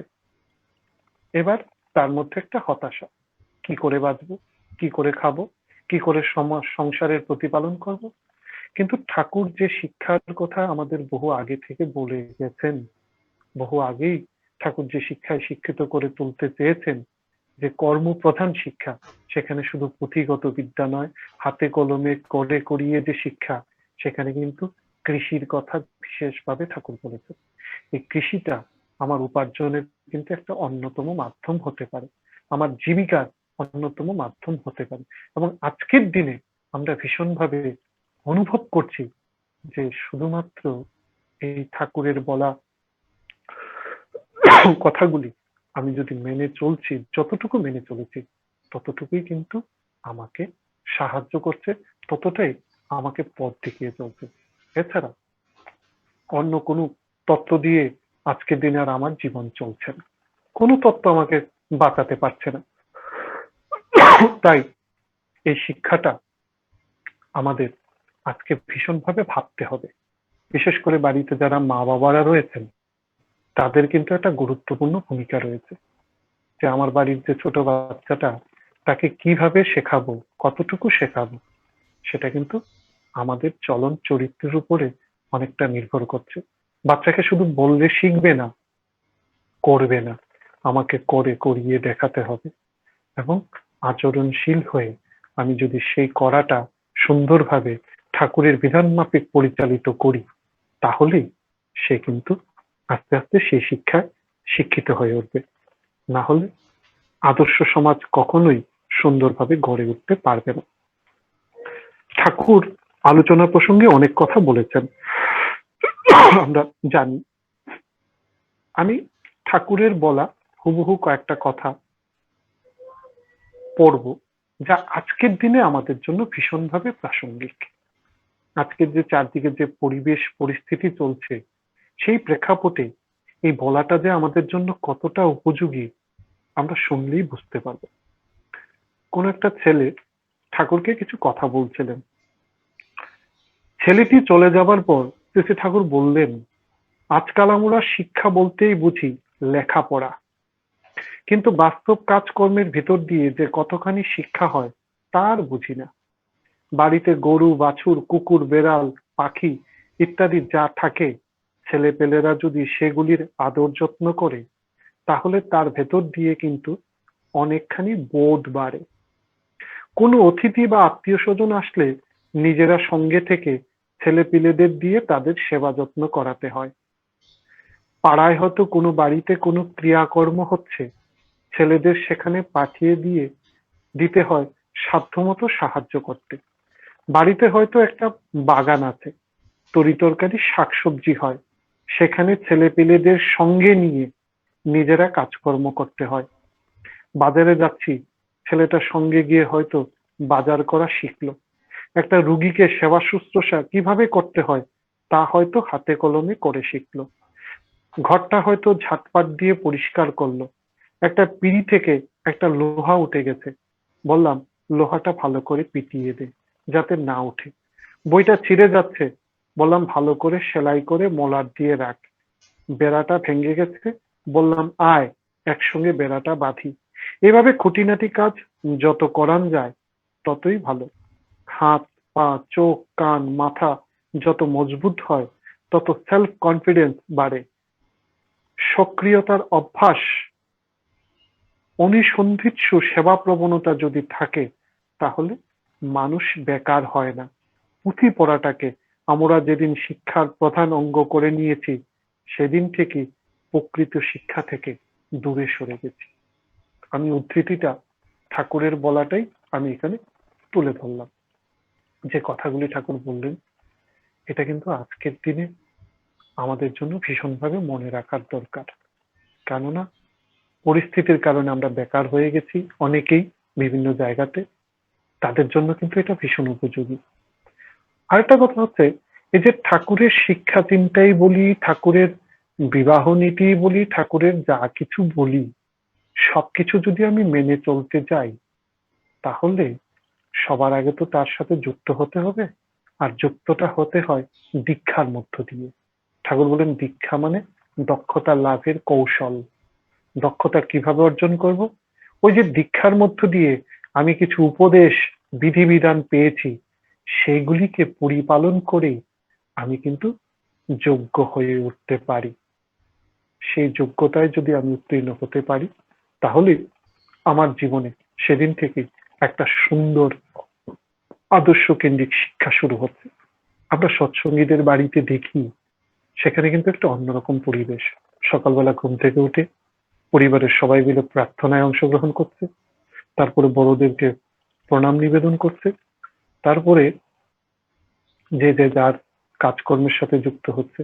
আবার বিকেল বেলাও সেই পরিবেশ, তারপরে আবার তার তার মতো করে কাজকর্ম। এবং এইভাবে একটা সিস্টেমের মধ্য দিয়ে যে চলা, সেটা কিন্তু আজকাল বহু সৎসঙ্গ পরিবারেই দেখতে পাওয়া যায়। তাহলে এই যে আদর্শ পরিবার ঠাকুরকে কেন্দ্র করে আমাদের চারদিকে গড়ে উঠছে, সেটাকে কিন্তু আরো চালিয়ে দিতে হবে। ঠাকুরকে সবার কাছে পৌঁছে দিতে হবে, শিক্ষিত অশিক্ষিত এবং সমাজে যারাই রয়েছে, যে কোনো পেশার মানুষ রয়েছে, সবার কাছে কিন্তু আমাদের ঠাকুরকে পৌঁছে দিতে হবে। না হলে আমাদের সরকার যত কমিশন গঠন করে শিক্ষার উন্নতির চেষ্টা করুক না কেন, যত ভাবনাই ভাবুক না কেন, যত পয়সাই খরচ করুক না কেন, আদর্শ শিক্ষা সেখান থেকে বেরোবে না, আদর্শ মানুষ সেখান থেকে তৈরি হবে না। আদর্শ সমাজ, আদর্শ মানুষের জন্য আমাকে ঠাকুরের শিক্ষায় শিক্ষিত হতেই হবে। কেননা সেখানে আচার্য পরম্পরায় আমাদেরকে প্রতিনিয়ত গড়ে তোলা হচ্ছে এবং আমরা সেখানে থেকে নিজেদেরকে নিয়ন্ত্রিত, আনন্দিত করতে শিখছি।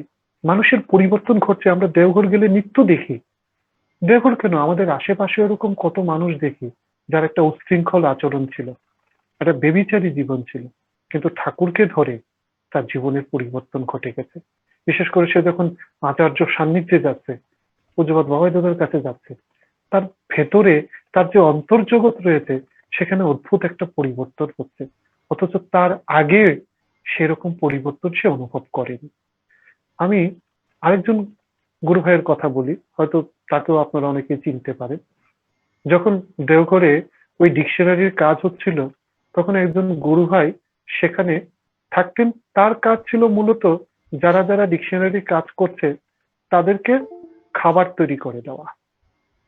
এই কাজটুকুই তিনি খুব নিষ্ঠার সঙ্গে যতদিন কাজ হয়েছে ততদিন কিন্তু তিনি করে দিয়েছেন।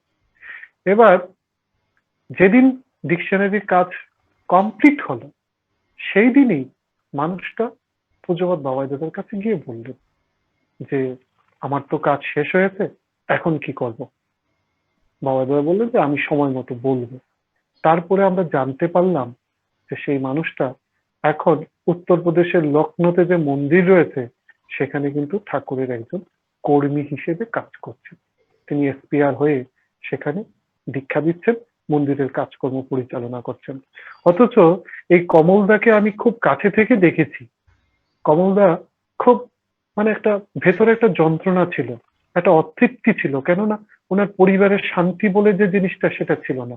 আর ছিল না বলে তিনি মাঝে মাঝে দেওঘরে ছুটে আসতেন এবং বাবাই দাদা ওনাকে দয়া করে এই ডিকশনারি কাজের সাথে যুক্ত করলেন। তিনি কিন্তু এটাই করতেন খুব নিষ্ঠার সঙ্গে। আমি দেখেছি তিনি ভোরবেলা উঠে নাম ধ্যান করতেন, প্রার্থনায় যেতেন এবং যারাই এই কাজের সাথে যুক্ত ছিল তাদেরকে খুব যত্ন করে তিনি খাওয়াতেন। এই যে করছেন, করে করে করে তার ভেতরে যে বোধ, যে ভালোবাসা, যে কর্মক্ষমতা, সেটা এমন ভাবে বৃদ্ধি পেল, তিনি কিন্তু আজকে পুরুষোত্তম পূজারী কর্মী হিসেবে নিজে প্রতিষ্ঠিত হয়ে একটা বড় জায়গায় একটা মন্দিরের দায়িত্ব পরিচালনা করে চলছে। তাহলে মানুষের ভেতরে যে শুভ সম্ভাবনা রয়েছে সেটা কিন্তু প্রকৃত শিক্ষার মধ্য দিয়ে জাগ্রত করা যায়। প্রত্যেকটা মানুষের ভেতরে কিছু না কিছু সম্ভাবনা আছে, সেটা যদি সঠিক শিক্ষায় সে শিক্ষিত হয় তাহলেই একমাত্র সেটা বিকশিত হতে পারে। না হলে সমাজে কিন্তু ওই আত্মকেন্দ্রিক শিক্ষার এমন ভিড় হয়ে যাবে, কেউ কাউকে সহ্য করতে পারবে না, কেউ কাউকে মানে মেনেও নিতে পারবে না, আর অশান্তি তখন চারদিকে মাথা চাড়া দিয়ে উঠবে। তাহলে রাস্তা কিন্তু একটাই, সর্বতোভাবে আমরা ঠাকুরকে যদি মেনে চলতে পারি, তার সমস্ত কিছু, শুধু শিক্ষা বিধায়নতে তিনি শিক্ষার কথা বলেননি, আমার খাওয়াটা কেমন হবে, আমার চলাটা কেমন হবে, আমি কখন ঘুমাবো, কখন ঘুম থেকে উঠবো, কি করে কি করব, সবকিছু তো ঠাকুর আমাদেরকে প্রতিনিয়ত বলে গেছেন। আর আচার্যদের দাদা, পরম পূজ্যপাদ বাবাই দাদা, পূজ্যপাদ গোবিন্দ দাদা সেগুলি করে করিয়ে আমাদের সামনে তুলে ধরছেন, যাতে আমাদের বোধ খুব তাড়াতাড়ি জাগ্রত হয়, যাতে আমাদের শিক্ষাটা সুন্দর হয়, সার্থক হয়। তাহলেই কিন্তু আমাদের সমাজ একটা সুন্দর সমাজে পরিণত হতে পারে, আদর্শ সমাজে পরিণত হতে পারে। এছাড়া আর কোনো রাস্তা আছে বলে আমার জানা নেই। আমি অনেকটাই বলে ফেললাম, আমার বক্তব্য এখানেই শেষ করছি। আরো বলার তো শেষ নেই, আরো অনেক কিছু বলা যায়। আমি যতটুকু পেরেছি সংক্ষেপে আমার বক্তব্যটাকে তুলে ধরার চেষ্টা করেছি। সবাইকে আনন্দিত জয়গুরু জানিয়ে আমার আলোচনা এখানে শেষ করলাম। জয়গুরু। আমি ধন্যবাদ দিয়ে আপনাকে ছোট করব না। We are very much grateful to you for having your special speech on the subject matter. আমরা খুব আনন্দিত এবং গর্বিত যে আপনি শিক্ষার উপরে যতটুকু কথা আমাদের কাছে উপস্থাপনা করেছেন। আমরা আশা করি আমাদের অনলাইনে যারা রয়েছেন, তাদের পরিবারের পরিজন যারা রয়েছেন, তারা অনেক কিছু আমরা এখান থেকে শিখতে পেরেছি। ঠাকুরের এই শিক্ষা অনেক বিষয় আছে আরো। আমরা চেষ্টা করব একটা সেমিনারেই হয়তো এটা শেষ হবে না, আরো অনেক সেমিনারের মধ্য দিয়ে আমরা এগুলো আরো অনেক কিছু বেশি আমরা জানতে পারবো। আমরা ডক্টর রাজীব ঘোষকে অসংখ্য ধন্যবাদ জানাচ্ছি তার এই মূল্যবান বক্তব্য রাখার জন্য ঠাকুরের দৃষ্টি। এখন আমাদের সমাপনী সঙ্গীত আগে আমাদের মধ্যে আছেন আমাদের ধন্যবাদ জ্ঞাপনের পালা। আমি ভাবছি ধন্যবাদ জ্ঞাপনের পরে আমরা সমাপনী সঙ্গীতটা শুনব। আমাদের মধ্যে আছেন ডক্টর জীবন চক্রবর্তী মহাশয়। তবে আমাদের কিছু সময় আছে ইন্টারাকশনের, যদি কিছু প্রশ্ন আমরা চেয়েছিলাম কেউ কিছু দেননি, যদি এখন অনলাইনে কেউ, আপনি একটু থাকুন, ডক্টর ঘোষকে আমি অনুরোধ করবো আপনি থাকুন একটু আমাদের সাথে। আমি অনলাইনে যারা উপস্থিত আছেন তারা এই শিক্ষা বিষয়ের উপরে আপনাদের কোনো স্পেসিফিক কোনো প্রশ্ন যদি থাকে গঠনমূলক ভাবে সেটা আপনারা করতে পারেন। আপনার নাম এবং ঠিকানা দিয়ে আপনারা করতে পারেন। কেউ আছেন?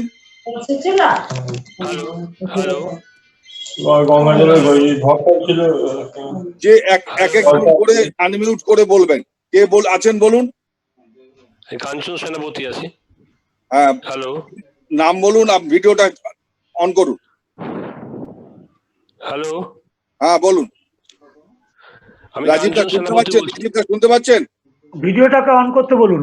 ভিডিওটা অন করুন আপনি। আপনার হ্যালো। ভিডিওটা অন করে আপনার নাম বলুন আর কোথা থেকে বলছেন সেটা বলুন। হ্যালো, আমি পশ্চিমবঙ্গ থেকে বলছি। পশ্চিমবঙ্গ। আপনার ভিডিওটা অন করুন প্লিজ। আগে কুছ। হ্যালো। হ্যাঁ, আমরা শুনতে পাচ্ছি, আপনার ভিডিওটা অন করুন। হ্যালো, আমি পশ্চিমবঙ্গ থেকে বলছি। পশ্চিমবঙ্গ। কি নাম? পশ্চিমবঙ্গ কাঞ্চন সেনাপতি। নামটা বলুন। কাঞ্চন সেনাপতি। আচ্ছা, বলুন আপনার প্রশ্ন কি? কাঞ্চন সেনাপতি। আপনার প্রশ্নটা বলুন। আমরা তো আগে প্রশ্ন হচ্ছে কি, আমরা তো ঠাকুরকে নিয়ে আচার্য পরম্পরাকে নিয়ে ক্রমশ এগিয়ে যাওয়ার চেষ্টা করছি আগে। তবুও শিক্ষা তো আমাদের বাড়ি থেকে শুরু হয়, বাবা মার মধ্য দিয়ে আমরা পৃথিবীতে এসেছি। কিন্তু একটা সময় এসে আমরা ফিল করছি যে আচার্য না ফেলে, গুরু না ফেলে শিক্ষাটা সার্থক হয় না। এটা ফিল করা সত্ত্বেও আমাদের পারিবারিক জীবনে, নিজ জীবনে এই ধারণা কংক্রিট হয় না কেন? কেন আমরা এই জ্ঞানটা নিজ জীবনে প্রয়োগ করতে ব্যর্থ হই? বারবার হতাশা লাঞ্ছনা কেন আসে? আচ্ছা, আপনি শুনুন, আপনি আগে মিউট করে রাখুন, আপনি শুনুন, বলুন। আগে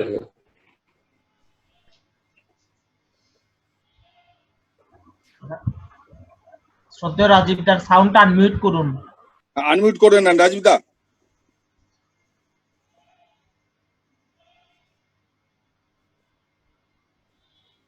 আপনার একদম কোনার সিম্বলটাকে আপনি সাদা করে নিন। হয়েছে? শোনা যাচ্ছে কি? হ্যাঁ বলুন। উনি যে প্রশ্নটা করেছে শুনেছেন? হ্যাঁ হ্যাঁ, শুনেছি। হ্যাঁ বলুন। আসলে আমরা বহু জীবন সাধনা করে কিন্তু ঠাকুরকে পাই। আমরা যদি ভাবি যে কেউ আমাকে একদিন এসে বলল, ভাই তুমি ঠাকুরের দীক্ষা নাও, আর আমি সেদিন ঠাকুরের দীক্ষা নিয়ে নিলাম, এমনিতেই আমার জীবনে ঠাকুর প্রাপ্তি হয়ে গেছে, সেটা কিন্তু তা নয়।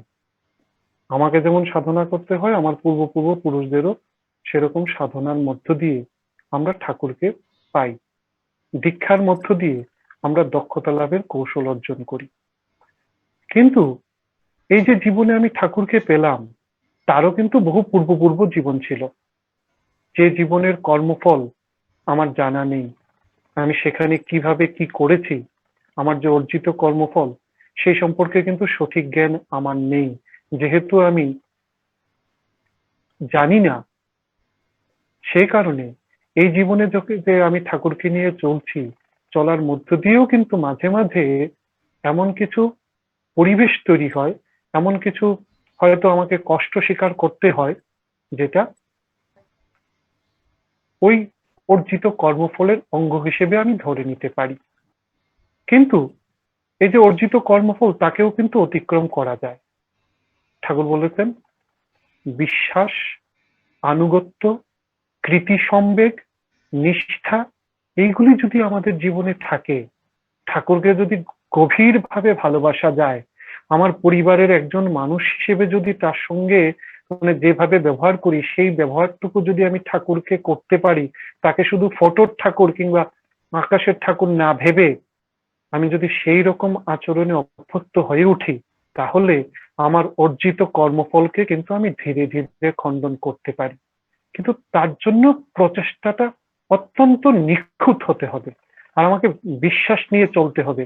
বিশ্বাসের জন্য এক চুলও নড়চড় না হয়, যে ঠাকুর যেটা বলেছেন তা সেটা আমার দ্বারা মেনে চলা সম্ভব নয়, কিংবা আমি মেনে চলতে পারবো না। সেটাকে কাটায় কাটায় নিখুঁত ভাবে যদি করে চলা যায়, তাহলে আমার জীবনে যে লাঞ্ছনা বা যা যা আসে সেগুলি কিন্তু চলেও যাবে। আর আমরা যেহেতু মানুষ হিসেবে সমাজে বাস করছি, কর্মফল আমাদের তৈরি হবে, লাঞ্ছনাও আসবে, কিন্তু ঠাকুর কিন্তু আমাকে ঠিক সব অবস্থায় আমাকে কিন্তু উত্তীর্ণ করে নিয়ে যাবেন। কেননা এই যে আমি বললাম যাবেন, এটা কোনো থিওরি নয়, প্র্যাকটিক্যালি আমরা প্রত্যেকদিন দেখছি চলার পথে ঠাকুর ছোট ছোট ঘটনার মধ্য দিয়ে আমার জীবনে দয়া বর্ষণ করে চলছেন। এই যে করছেন, তিনি আছেন, তিনি আমাকে আগলে রেখেছেন, আমাকে শুধু বিশ্বাস করে সেই পথে অবিরত চলে যেতে হবে। না হলে মানে যদি সেভাবে আমি অভ্যস্ত হয়ে উঠতে পারি, তাহলে আমার লাঞ্ছনা, দুঃখ, যন্ত্রণা, কষ্ট সেটা কিন্তু আস্তে আস্তে দূর হবেই হবে। আর আরেকটা জিনিস মাথায় রাখতে হবে, আমি শুধু ঠাকুরকে নিয়ে চলবো, আমি বক্তৃতা করে বেড়াবো, আমি ঠাকুরের কথা বলে বেড়াবো বা ঠাকুরের কাজ, তাতেই কিন্তু হবে না। আমার পরিবারের প্রত্যেকটা মানুষকেও সেই চলনায় অভ্যস্ত করে তুলতে হবে। কেননা পরিবারের প্রত্যেকটা মানুষ যদি একই রকম ভাবনায় ভাবিত হয়ে ঠাকুরের আদর্শের সাথে নিজেদেরকে যুক্ত করে, পরিচালিত করে, তাহলে একটা পরিবার স্বর্গীয় পরিবার হয়ে উঠতে পারে। নচেৎ আমরা কিন্তু কোনোভাবে সেই প্রাপ্তিটুকু অর্জন করতে পারবো না ঠাকুর ধরে, যেটা আমরা আশা করি যে আমার জীবন সুখী হবে, শান্তিময় হবে, আনন্দময় হবে, সেটা কখনো হয়ে উঠবে না। তাই আমি নিজে চলবো, বিশ্বাস নিয়ে, ভরসা নিয়ে, ভালোবাসা নিয়ে আমি চলতেই থাকবো, ক্রমাগত চলবো, যজন যাজন ইষ্টভীতি নিষ্ঠার সঙ্গে করে যাব, এবং আমার পরিবারের প্রত্যেকটা লোক করছে কিনা সেটাও আমি নজর রাখবো। যদি এভাবে চলতে থাকি, তাহলে আমার মনে হয় প্রত্যেকটা পরিবারে সেই কাঙ্ক্ষিত সফলতা আসবেই আসবে। অসংখ্য ধন্যবাদ। নেক্সট কেউ আছেন? আর কেউ আছেন? আর কেউ কোনো প্রশ্ন করবেন? ঠিক আছে, আর কেউ নেই, আমরা আমাদের ইন্টারাকশন এখানেই শেষ করছি। এখন আমাদের আগে তপজ্যোতি বলছিলাম। আচ্ছা বলুন, বলো তপজিদা, বলুন। বলছিলাম আজকে যে বলেন, সমাজ কোত্থেকে বলছেন বলে দিন। আগে আমি শিলচর থেকে বলছিলাম। আচ্ছা, আসাম থেকে, আসাম শিলচর থেকে তপজ্যোতি বিশ্বাস বলছি, বলুন। আসাম আগে আজকের দিনে একটা সবার একটা মানে অভ্যাস হয়ে দাঁড়িয়েছে যে সমাজে ঠাকুরের যে দশবিধ সংস্কার আছে, দশবিধ সংস্কারের মাঝে একটা সংস্কার আছে বিবাহ সংস্কার। সে বিবাহ সংস্কার আমরা করি কি, আমাদের কিছু আবেগে আমরা ফেসে গিয়ে আমরা ভুল করে বসছি। ভুল করে তারপর ভাবি যে ঠাকুরকে ধরে চললে তো সেটা আমার প্রতিকার হয়ে যাবে, কিন্তু ঠাকুর তেমন কি কোনো কোথাও কিছু বলে দিয়েছেন না, আমি পাইনি। তো আমি ভাবছিলাম যে রাজীবদা যদি জানা থাকে যে প্রতিলোম বিবাহ করার পর যদি ঠাকুর আঁকড়ে ধরে, হ্যাঁ, সেটার কি কোনো প্রতিকার আছে, বা যদি থাকে তো কেমন করে প্রতিকারটা আছে? রাজীব দার বলার আগে আমাকে একটুখানি ইন্টারফেয়ার করতেই হচ্ছে। তবুযুদিদা, আজকের আচ্ছা। বিষয়বস্তুটা হচ্ছে আমাদের শিক্ষা চিন্তা ঠাকুরের। তা আমার মনে হয় যে এই প্রসঙ্গটা আমরা অলরেডি এটা আমাদের ডাক্তার রাজেশ চৌধুরী এই বিষয়ে আলোচনা করেছেন। আমার মনে হয় আমি আজকের বোধহয় এটা বিষয়বস্তু নয়, তবু আমি ডাক্তার আমার এটা ইন্টারফেয়ার করাটা খুব মনে হলো এটা। তবু ডাক্তার ঘোষকে জিজ্ঞেস করবো এই ব্যাপারে আপনি কিছু বলবেন কিনা। না না, সেটা কেন বলছি, সেটা শিক্ষার সাথে, হায়ার এডুকেটেড ছেলেমেয়েরা সেই ভুলটা করছে বলে সেটা শিক্ষার সাথে সেটা কানেক্টিভিটি আছে, তাই একটু আচ্ছা, জিজ্ঞেস করি। ডক্টর ঘোষ আপনি বলুন। আসলে আমি যতটুকু জেনেছি এখন পর্যন্ত ঠাকুরকে নিয়ে চলে, এই একটা বিষয়, যদি এই বিপর্যয়টা আমাদের জীবনে ঘটে, তার কোনো প্রতিকার ঠাকুরও দিয়ে যেতে পারেননি, দেননি ঠাকুর। আমি যদি মানে গো হত্যাও করি, আমি যদি নারী হত্যা করি বা বিভিন্ন ধরনের অসামাজিক কার্যকলাপ আমি করি, আমি কিন্তু সেখান থেকে হয়তো নির্গমনের পথ পেয়ে যাব, হয়তো। কিন্তু এই প্রতিলোম বিয়ে যদি একবার আমার জীবনে হয়, তাহলে তার থেকে নির্গমনের কোনো রাস্তা নেই, কোনো রাস্তা নেই। এটার একমাত্র আজকাল শিক্ষিত ছেলেরা করছে, এটা ঠিক, কিন্তু এর অধিকাংশই কিন্তু সঠিকটা জানে না বলেও করছে। বা শুধু তা নয়, আজকে আমরা দেখি যে আমাদের সৎসঙ্গী পরিবারের ছেলে মেয়েরাও কিন্তু কিছু কিছু ক্ষেত্রে এমনটা করছে। তার একটা কারণ আমার যেটা মনে হয় সেটা হচ্ছে, মা বাবারা যারা রয়েছেন তারা খোলামেলা ভাবে ঠাকুরের এই বিবাহ নীতি নিয়ে ছেলে মেয়েদের সঙ্গে আলোচনা করে উঠতে পারছেন না। তাই ছোটবেলা থেকে তাদের মধ্যে সেই ভাবনাটুকু চালিয়ে দিতে হবে যে আমার বর্ণটা কি, আমার গোত্রটা কি, আমার বৈশিষ্ট্য কি, এবং কোন ছেলের সঙ্গে বা কোন মেয়ের সঙ্গে আমার বিবাহ হতে পারে, সেই চিন্তাটুকু, সেই ভাবনাটুকু যদি ছেলে মেয়েদের মধ্যে ছোটবেলা থেকে গড়ে দেওয়া যায়, তাহলে কিন্তু বিপর্যয়টা ঘটার সম্ভাবনা কম থাকে। না হলে এই যে আজকে বিবাহকে কেন্দ্র করে এই যে ব্যভিচার চলছে, সেটা কিন্তু সমাজে বিপর্যয়ের অন্যতম বড় কারণ। তার থেকে বেরিয়ে আসতেই হবে, আর তার রাস্তা একটাই, ছোটবেলা থেকে ছেলে মেয়েদের মধ্যে সেই চেতনাটা জাগ্রত করে দেওয়া। আর সেটা আমার মনে হয় মা বাবাই সবচেয়ে বেশি করে তুলতে পারে। আমাদের হাতে আর সময় খুব কম আছে। আমরা এখন ধন্যবাদ জ্ঞাপন শুনবো। আমাদের শ্রদ্ধেয় ডক্টর জীবন চক্রবর্তী সহপ্রতিনিধি তিনি আছেন, তিনি ধন্যবাদ জ্ঞাপন, তারপর আমরা সমাপনী সঙ্গীতে যাব। শ্রদ্ধেয় জীবন দা।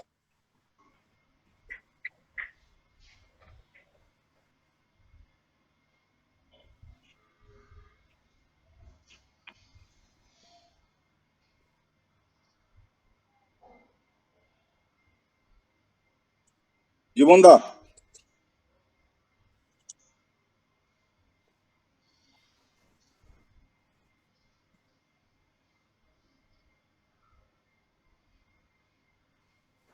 জীবন দা আছেন আপনি? দাদা উনি আছেন। হ্যাঁ হ্যাঁ হ্যালো, হ্যাঁ জীবন দা বলেন, আনমিউট করেন। হ্যালো, হ্যাঁ শোনা যাচ্ছে, বলুন। জয় গুরু। আজকে সত্যি অভিভূত হয়েছে ঠাকুরের শিক্ষা চিন্তা বা আদর্শ সমাজ গঠনের শ্রী শ্রী ঠাকুর অনুকূল চন্দ্রের শিক্ষা শিক্ষা ভাবনা। ঠাকুর বিভিন্ন বিষয় নিয়ে, জীবনের প্রত্যেকটা বিষয় নিয়ে তিনি ভেবেছেন, তার কথা আমাদের শুনিয়েছেন, কেমন করে চলতে হবে সেটা পালন করতে হবে সে কথাও আমাদের শুনিয়েছেন। আজকে ঠাকুরের এই শিক্ষা ভাবনা নিয়ে ডক্টর খুব সুন্দর করে যে বক্তব্য রাখলেন, আমাদের মুগ্ধ করেছেন। আমাদের এই অনলাইন সৎসঙ্গ পরিবারের পক্ষ থেকে আমরা সবাই তাকে কৃতজ্ঞতা জানাই, ঠাকুরের চরণে প্রার্থনা করি ভবিষ্যৎ জীবনে তিনি আরো বেশি করে ঠাকুরকে নিয়ে আরো বেশি চিন্তা ভাবনা করেন, আমাদের সমৃদ্ধ করুন। আমরা তার কাছে ভবিষ্যতে আরো শুনবো। আমরা এই যে সেমিনারগুলি আয়োজন করা হচ্ছে, তার উদ্দেশ্য একটাই, ঠাকুরের যে ভাবনা চিন্তা, প্রত্যেকটা বিষয় নিয়ে যে তার মৌলিক চিন্তা, এই চিন্তাগুলি আমাদের মধ্যে যাতে ছড়িয়ে পড়ে, প্রত্যেকের মধ্যে এই মৌলিক চিন্তা যাতে ছড়িয়ে পড়ে। বিশেষ করে তরুণ প্রজন্ম, যে প্রজন্ম দ্রুত হাত মানে রাস্তা খুঁজে বেড়াচ্ছে, কোন পথে চলবে, কেমন করে চলা উচিত, সেই প্রজন্মকে ঠাকুর যে দিয়ে গেলেন, যা দিয়ে গেলেন সেই সম্বন্ধে তাদের সচেতন করা, তাদের জানানো। আমরাও সমৃদ্ধ হই এই শুনতে শুনতে, জানতে জানতে। আমরা ঠাকুরকে কেমন করে শুধু জানা নয়, শোনাও নয়, পালন করা। এই চিন্তাগুলি, ঠাকুরের যে ভাবনা, মৌলিক চিন্তা, এগুলি যত আমি পালন করতে পারবো, ততই জীবন আমাদের পরিপূর্ণ হয়ে উঠবে। আজকে সত্যি খুব আনন্দ হচ্ছে। যারা এই আয়োজনের সঙ্গে যুক্ত সকলকে আন্তরিক কৃতজ্ঞতা জানাই। সেই সঙ্গে আবারও সকলকে আবারও বলি যে পরবর্তী যে সমস্ত সেমিনারগুলি আমাদের হবে, সেই সমস্ত সেমিনারে যাতে আমরা আরো বেশি মানুষকে নিয়ে আসতে পারি, আমাদের পরিচিত, আমাদের যারা নাকি জানতে চান, বুঝতে চান, সেই সমস্ত মানুষকে নিয়ে এসে আমরা তাদের সঙ্গে আলাপ আলোচনা করি।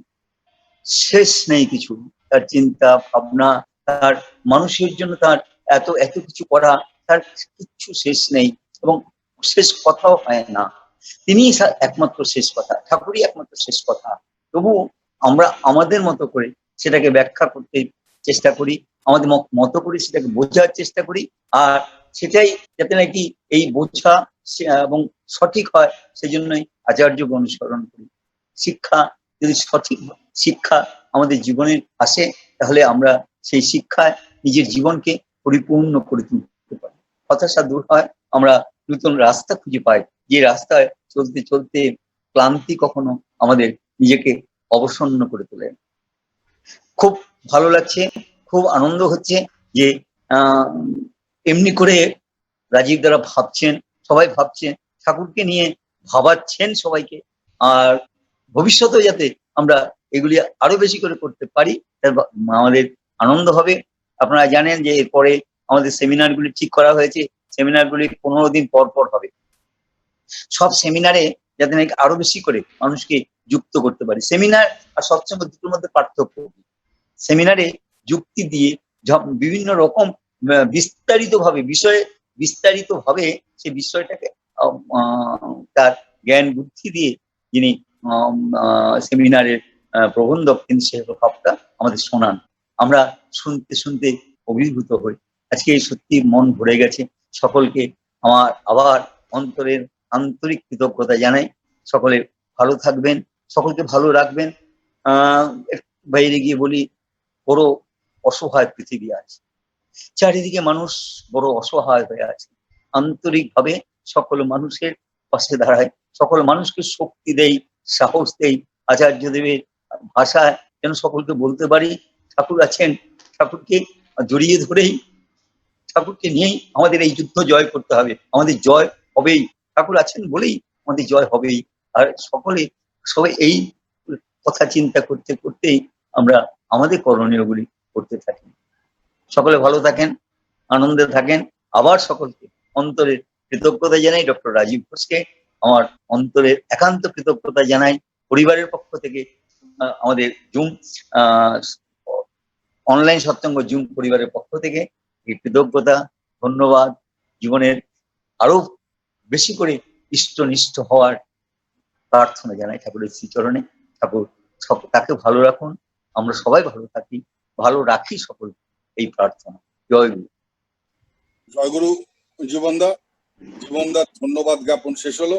আমরা এখন এই 7ম সেমিনারের সমাপ্তি সঙ্গীত পরিবেশন করবেন কলকাতা থেকে শ্রদ্ধেয় সঞ্জীব পাত্র।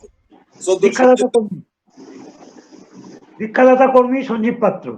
দীক্ষাদাতা কর্মী সঞ্জীব পাত্র। সদ্য সঞ্জীব দা। জয় গুরু। বিষয় শিক্ষা। পরম প্রেমময় শ্রেষ্ঠ ঠাকুরের যে অসংখ্য বাণী, তার কতিপয় বাণী ছড়ার আকারে শিক্ষার উপর একটা ছড়ার গান সমাপনী সঙ্গীত হিসাবে পরিবেশিত হচ্ছে। আমি আপনাদের সবার আশীর্বাদ প্রার্থনা করি।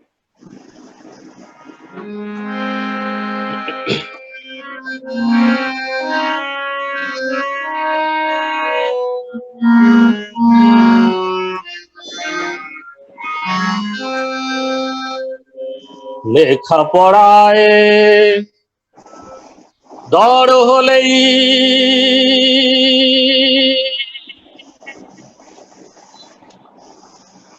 শিক্ষা তারে কয় না,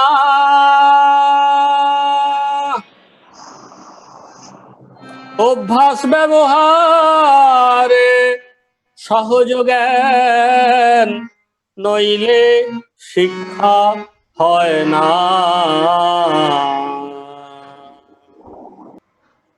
লেখাপড়ায় দর হলেই শিক্ষা তারে কয় না, অভ্যাস ব্যবহার সহজ জ্ঞান নইলে শিক্ষা হয় না।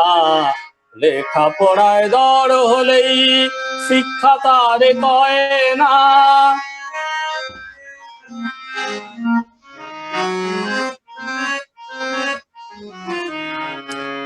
শিখলি যে তুই কত শত বৌদ্ধ কিছুই ফুটলো না, স্মৃতির বলদ হলি শুধুই এক মুঠো ভাত জুটলো না। শিখলি যে তুই কত শত বৌদ্ধ কিছুই ফুটলো না, স্মৃতির বলদ হলি শুধুই এক মুঠো ভাত জুটলো না। বই পড়ে তুই হলি যে বইয়ের নিদান ধরলি না, ধরে করে না চললে কি জাগবে বোধের নিশানা। বই পড়ে তুই হলি যে বইয়ের নিদান ধরলি না, ধরে করে না চললে কি জাগবে বোধের নিশানা। লেখাপড়ায় দর হলেই শিক্ষা তারে কয় না।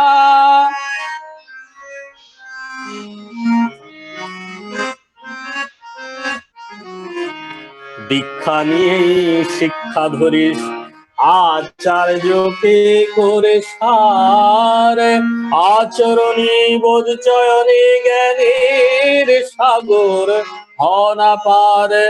দীক্ষা নিয়েই শিক্ষা ধরিস, আচার্যকে করে সার, আচরণী বোধ চয়নে জ্ঞানের সাগর হনা পার। থাকলে ছাত্রের ইষ্টে টান, তবেই জাগে করার প্রাণ, শিক্ষকের নাই ইষ্টে টান কে জাগাবে ছাত্র প্রাণ।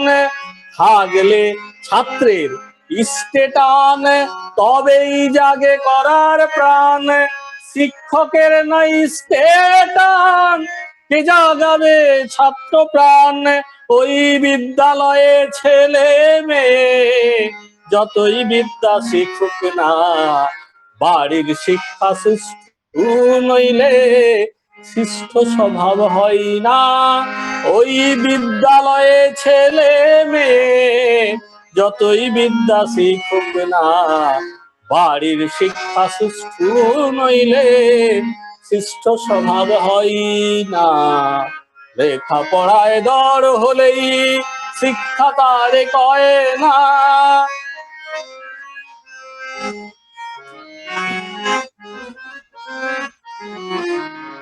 গুরু যদি অপমান করেন বাড়ি শিষ্যের মান, তাড়ন পীড়ন ভৎসনায় হয় জ্ঞানী অভিযান। গুরু যদি অপমান করেন বাড়ি শিষ্যের মান, কারণ পীড়ন ভৎসনায় হয় জ্ঞানী অভিযান। ভুল করে যে খায়নি ধমক পাইনি কোনো লাঞ্ছনা, ভুল তাহারে ভুলিয়ে নিয়ে করেই জ্ঞানে বঞ্চনা, ভুল করে যে খায়নি ধমক পাইনি কোনোদিন লাঞ্ছনা, ভুল তাহারে ভুলিয়ে নিয়ে করেই জ্ঞানে বঞ্চনা, অনুকম্পাই বোধের বাহক বুঝিয়ানে জানা, এমন আবেগ নাই যেখানে জ্ঞান সেখানে কানা, অনুকম্পাই বোধের বাহক বুঝিয়ানে জানা, এমন আবেগ নাই যেখানে জ্ঞান সেখানে কানা, লেখা পড়ায় দড় হলেই শিক্ষা তারে কয় না, অভ্যাস ব্যবহার সহজ জ্ঞান নইলে শিক্ষা হয় না, লেখা পড়ায় দড় হলেই, লেখা পড়ায় দড় হলেই শিক্ষা তারে কয় না। জয় গুরু, জয় গুরু। সঞ্জীবদা খুব সুন্দর হয়েছে। এখন আমাদের কিছু ঘোষণা করবেন জয়দেবদা। জয়দেবদা,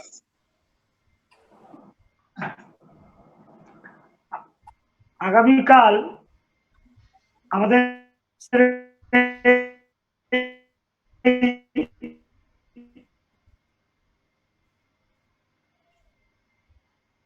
অনলাইন সৎসঙ্গ জুম পরিবারে জীবন চক্রবর্তীদার বাড়িতে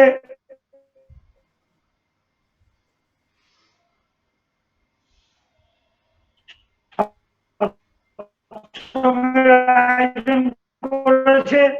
আমরা আগামীকাল এই সেমিনারের পরপরই সন্ধ্যে 7টা থেকে আমাদের সিলেটে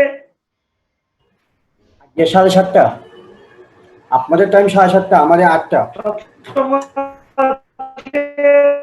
আমাদের বিপ্লবদার 7:30 আসবেন। 7:30।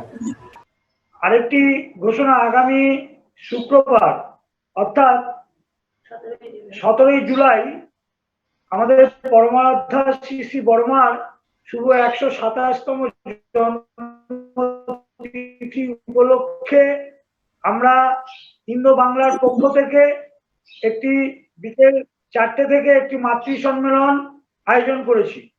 প্রত্যেকটা মানুষ, মাকে যারা আজকে এখন উপস্থিত আছেন তাদের সবাইকে এই মাতৃ সম্মেলনে, বর্মার জন্মতিথি উপলক্ষে মাতৃ সম্মেলনে যোগদান করবার জন্য আহ্বান করছি।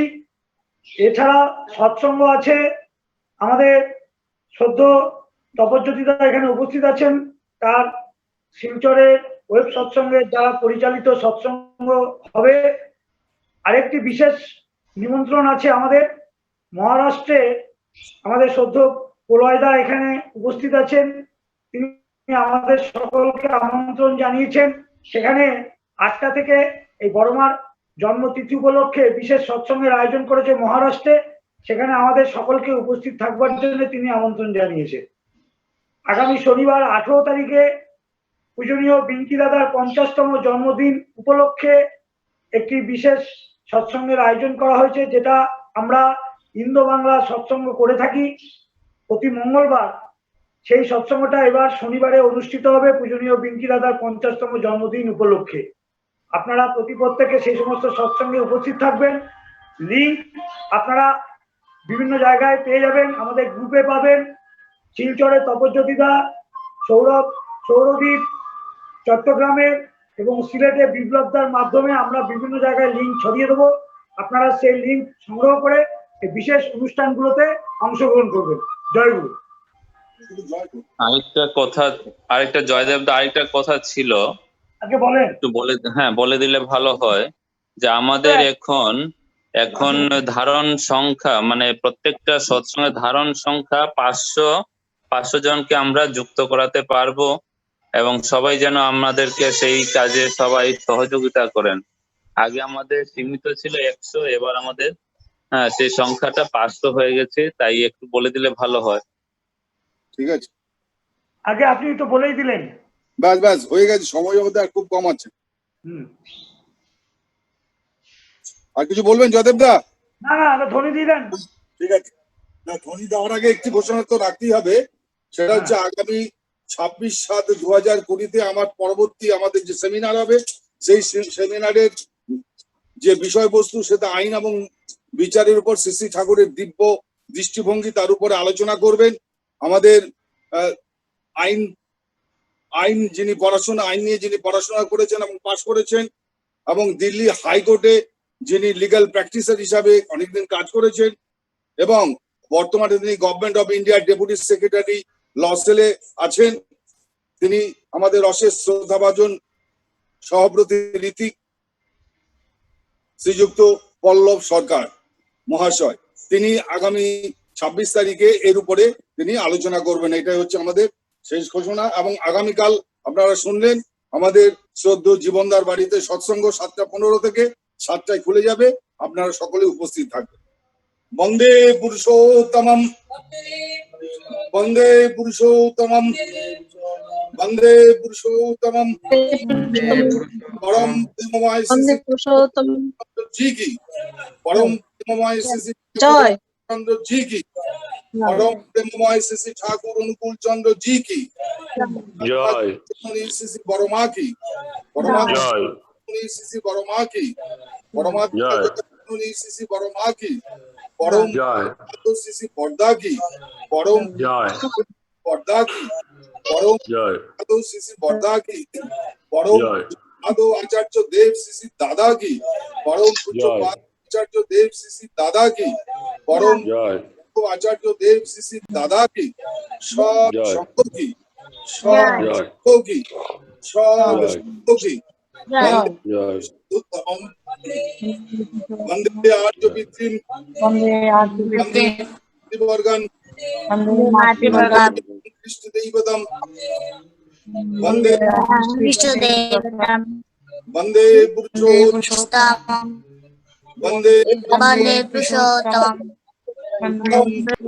श्री ठाकुर जी की। আজকের মতো আমাদের সপ্তম সেমিনার এখানেই শেষ হলো। সবাই সুস্থ থাকুন। সময় যদি কেউ মাতৃ সম্মেলন দিতে চায়